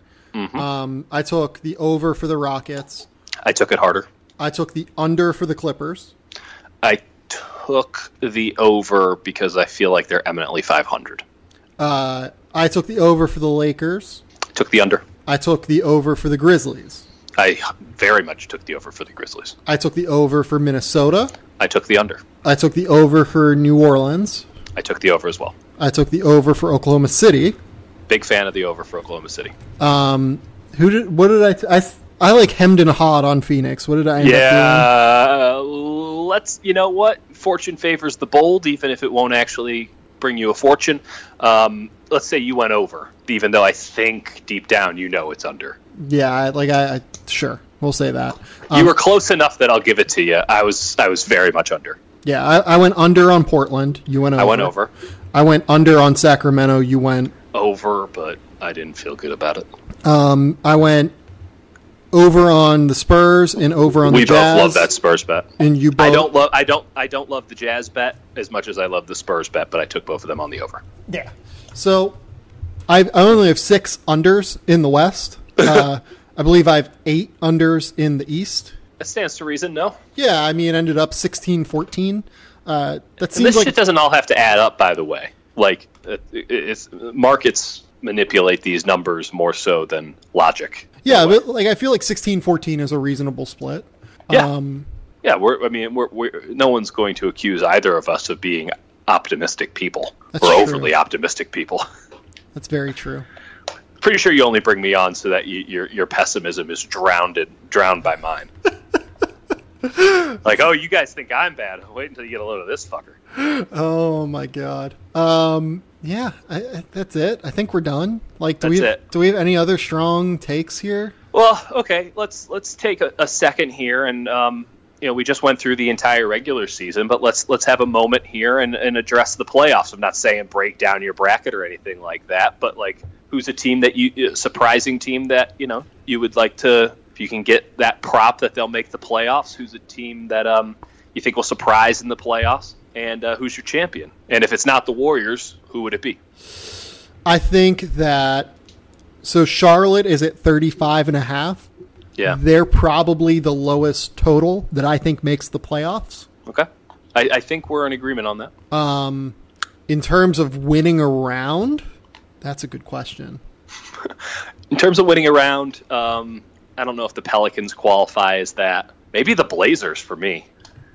Just given the fact that apparently it's shit on the Blazers month and everyone's 100% out, I still ride with Al-Farouq Aminu. You go on ahead and ride that team that has lost. I love that we found something extremely divisive. Most of the time, there's some of these that I was kind of just arguing devil's advocate. And you in the same realm the other way around. We do not agree at all on the Portland Trail Blazers. Yeah, you go on ahead and bet on that team that has, if I remember correctly, lost 10 straight playoff games. Never been a better time to buy. I'll give you this. I'll give you 2 disappointments, and one of them is going to be the Milwaukee Bucks.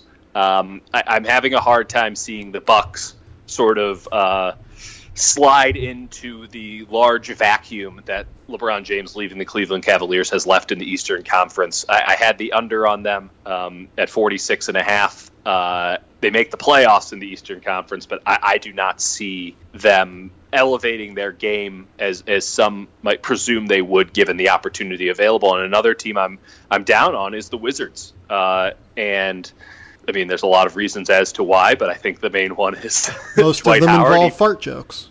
Yeah. By the way, speaking of fart jokes, have you watched American Vandal? You know what? Here's something that's going to be divisive. I didn't really like American Vandal. I'm halfway through the first season right now, and I am laughing my ass off. Really? And obviously, it's not fart jokes; it's dick jokes. No, but it's more or less dick jokes. Yeah, it's the entire series is a dick joke. It's one large dick joke. I didn't. It did not hit my wheelhouse.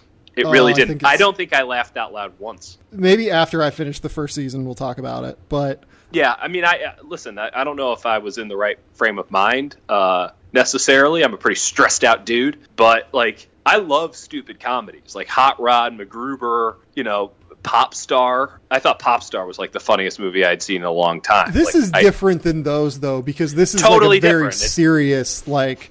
The premise is the joke, whereas the other ones, the jokes are the jokes. I get that 100%, but like at the same time, it's dick joke. It's a big dick joke, and it's dry, and I love dry, and so I thought, oh, this will be good, and it had been recommended to me by a lot of people. I got it. I just didn't like it. Yeah, it's reasonable. I get it. I'm excited to watch. Folks. I'm already excited to watch season 2 though. That just came out today. You asked me to pick a team that I think will surprise in the playoffs. I think the Pacers win at least one playoff round. I like that. Potentially two. If they made the Eastern Conference Finals, I would not be shocked. Okay. A team that will not live up to expectations, maybe Denver. I just think they stay stagnant. Like they'll be fine. Yeah. Don't get me wrong. Like they're going to have a winning record. Terrible. They're going to be fine. Like I just don't know that I see them taking that like win up to 50 wins or that leap up to 50 wins. Right. Numbers at 47.5. I had the over. Yeah. Like again, like I'm slightly under on that, but like I'm not like super strong on it. I feel really good about Oklahoma City, but I feel really good about the Pelicans, probably more so than anyone has the right to feel good about that. I'm going to take the Pelicans as maybe my surprise team. Because we fucking hated the Pelicans last year. Right, but it's a totally different thing. I'm telling you, when Boogie left, and this is not one of those, Boogie's a loser sort of things. Like, even though I will stay on that train, and goddamn, the Warriors are going to be interesting because of it. But like, as soon as Boogie was out, and as soon as they went and got Mirotic, Alvin Gentry's like, oh yeah, I remember basketball. Like, this is what it's supposed to look like. This is how things are supposed to happen. And they played with such a joy. And it was like, the fog had been lifted. That's going to continue. I honestly feel like that continues into 2018, 2019. I don't think that they're necessarily, top half of the Western Conference, and maybe they've already kind of gotten their surprise out of the way because they laid waste to the Trailblazers, a team that I'm also standing for. But man, it wouldn't shock me. It wouldn't shock me if the New Orleans Pelicans ended up in the Western Conference Finals. Said it out loud. Okay, I'm here for it. I get it. I think it's Thunder Warriors, but I wouldn't be shocked if it was the Pelicans and Warriors. Does Boston come out of the East? I'm saying no, but I think it's Toronto. But Boston's the better team in the regular season, and they're going to go in. I think it's Toronto. Okay. I can't rationalize that statement. I don't have a good methodology for why I'm saying that. That's a total gut feel. I'm going to say Boston, but I understand. No, you should say Boston. Yeah. It makes perfect sense to go with Boston. Every logical neuron in my being, all two of them, are saying Boston. But for some reason, I feel like it's Toronto, and I can't put my finger on it. But this Kawhi Leonard guy's pretty good. It'll be pretty exciting to see him back on the court. Strong takes only on this podcast. Hey, Peter, man, people forgot. It's like Brandon Knight. You forgot that he existed. That's true. Shout out Brandon Knight. Yeah. Tell the people where they can find your work. Bay Area News Group, San Jose Mercury News, East Bay Times. Mostly just go to my Twitter at dkurtenbach, Kurtenbach. Just spell it like it's in the description of this pod. You'll find it. There's only one Dieter Kurtenbach. It shouldn't be too difficult to seek me out. Is there only one Dieter Kurtenbach? Actually, I don't think that's factually true. I think there's another guy in Germany. I'm only going off of the Facebook database, and I don't think I've posted anything on Facebook in a year. But I'm pretty sure I'm friends with another guy named Dieter Kurtenbach on Facebook who sprachen Sie Deutsch. You said Qual, and I was reminded of the moment where Creed in The Office is trying to remember what his job is. He's like, Qual. Qual. That is something though. You mentioned American Vandal, and you're excited for it. My girlfriend had just rewatched the entirety of The Office because she grew up in Scotland, so she had the original Office, which is very different than the American Office. Yeah. From season 2 on, and she just watched all of them, and so I've caught a good portion of that just living in the same house. I was kind of down on The Office. You know, the further away you get from it, the more you only kind of remember the negative things. That shit's outrageously funny. Yeah. And I know that there's a large segment of the NBA Twitter population and such that basically only watches The Office and NBA basketball, and I was kind of rebelling against that. But they're right. That shit's really good. So I think I'm going to watch all of Parks and Rec next. Yeah, I stay in The Office hard. That is, over the last maybe decade and a half, that is probably the most rewatchable show. It is. And I had forgotten, there was clearly a wheelhouse. Like, season 4 is as good as it's ever gotten for anything in terms of sitcom comedy or, whatever we're calling what we put on TV these days. But, even the really late seasons when it was clear that they were just holding on because the money was good were really funny. Yeah. And, you think about what Michael Schur has been able to do. I finally watched The Good Place this past summer. Oh, my God. That shit's hilarious. I don't think it's Office level, but it's really fucking good. And then you have that. You have Parks and Rec.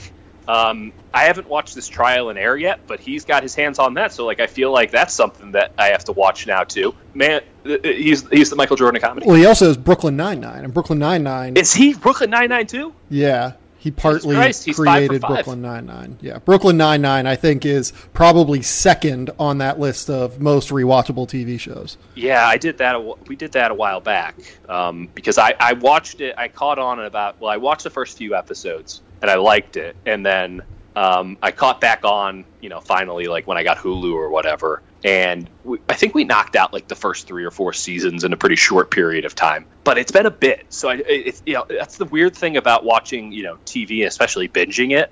You take in very little. I couldn't tell you anything other than big, wide swaths of paint of what happened in Breaking Bad. That shit just ended. It just ended. And I know the general narrative arc. Couldn't tell you the details of anything that happened in it. Same with The Wire. And so it's interesting because theoretically, with all of these channels and all these opportunities and all the balkanization of media and so many smart people putting stuff out these days, it should be really easy to catch on to new things. But the rate in which I'm forgetting stuff, and I think this is the same for everybody, I hope I'm not speaking out of turn, the rate in which I forget shit that I actually consumed is so fast at the same time that I end up just rewatching stuff, and it's equally good entertainment. It's fascinating. Yeah, the rewatchability curve is that the has number definitely gone up. What is the rewatchability of Curb Your Enthusiasm? It's a little bit less than you would think, because I did that a while ago. I tried to, and it really looks dated, and it's really uncomfortable to watch. Yeah, it is. And to be honest, you just look at the talent that was on Curb. Larry David is maybe the most talented person to ever work in network television, or he was paid compensatorily, any sort of television. But you look at The Office, it's not like Curb had the unbelievable talent of The Office. The Office had Steve Carell, John Krasinski, who, by the way, never won an Emmy. Yeah, that's bananas. John Krasinski might end up being more famous than Steve Carell if he's not already. I don't know, because John Krasinski apparently only takes roles that he feels like he can break the typecasting of Jim with. So he just it seems like every role that he takes is kind of a fuck you to The Office, because he's Jack Ryan now, and he did all of those Benghazi movies. Have you watched Jack Ryan yet? I haven't. Should I? I watched it on the flight back from Australia. We Laura and I binged it. That's a good time to watch shit like that. Yeah, it was actually I probably would not have watched it if we didn't have that flight. Right. It was fine. He was believable. Yeah, totally believable. You know what? Let's have this conversation real fast. The Quiet Place is I feel fairly universally believed to be one of the better movies of the year, and a pretty damn good thriller. I disagree with that. A Quiet Place? Yeah, it was a good movie, don't get me wrong, but the amount of suspension of disbelief I had to maintain throughout that entire film, I think, is a deal breaker for me. It's a movie about an alien invasion. How are you not expecting to suspend reality? How do I have... there's a certain level of suspension of reality, right? There's a certain level in which you just go, okay, it's an alien movie, it's ridiculous, whatever, but the premise is there, and it's plausible. And a lot of the things that were going on with that are plausible. Here's my question about The Quiet Place, and I hope you've seen the movie. Actually, I don't know if I hope you see it. Okay, spoilers coming, apparently. I'm giving people just in case. I'll give you an out now. If you didn't turn this off already for other much more viable reasons, get the hell out now. Just live by the fucking waterfall. It's fair. Also, do these people not fart? Yeah. The amount, just think about, so the immediate thing that happens after you see The Quiet Place is then you go and you're, really hyper-conscious to all the noise you make on a daily basis. And, okay, that stands to reason. The amount of just involuntary noise that every human and the human environment that we've created emits every day is deafening. Everyone would already be dead. And then, hey, let's have a baby. Because that's not going to get us all killed. And I guess that problem was solved in the first scene of the movie to a certain degree, but Jesus Christ, there's the suspension of disbelief for the sake of the plot, and then there's just total preposterousness, just ridiculousness. And that's on John Krasinski because he had a big part in that movie. I mean, I don't know if he wrote it, but certainly produced it and all that stuff. It was his brainchild. He got a script from a couple of guys and then helped rewrite it, if I remember correctly. Here's a good rewrite. We live by the waterfall. We're going to go there and we can talk as loud as we want. That seems, one, you have to go there anyway because you need to get fish and crap. And two, it's the only place that you can actually exist in a normal day-to-day. What are we doing here? What a ridiculous... The more I think about that movie, the more I dislike it. I liked it in the moment, and then I'm like, that's fucking ridiculous. Yeah, I mean, at the end of the day, it's more about the relationships in the family than it is about, looking and getting too deep into the science of The Quiet Place. I did not sign up for ordinary people or some crap like that. I signed up for aliens and, shit that's happening. And there was a lot of really cool thriller aspects to it that I liked. I thought it was a well-made movie. The entire baseline of it, though, was stupid. And the more I think about it, the stupider it gets. And if that movie was made for the human interaction of people and the power of family and all that crap, they did a terrible job because those aliens were by far and away the star of the show. Oh, my. You have a cold heart. Yeah, well. You need to go watch Paddington. I should go watch Paddington. Yeah. I haven't seen Paddington 2. Oh, my God. Go watch Paddington 2 tonight. No one has said a bad word about Paddington 2, and I feel like I'm almost just waiting. I'm just waiting because I know it's going to be glorious. Pete Blackburn, who used to work with me at Fox, is I will say this. I think he's the number one Paddington 2 stan on the internet. And I don't know. Maybe I'm just, I don't know why I'm waiting. Is this something that I need to do as soon as we hang up? Yes.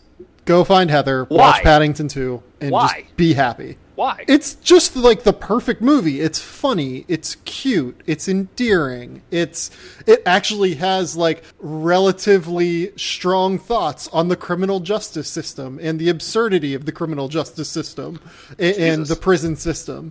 It's just an incredible movie. Should Paddington 2 be put up for an Oscar? The fact that I'm actually considering this and thinking about it says a lot. Yeah, that's fair enough.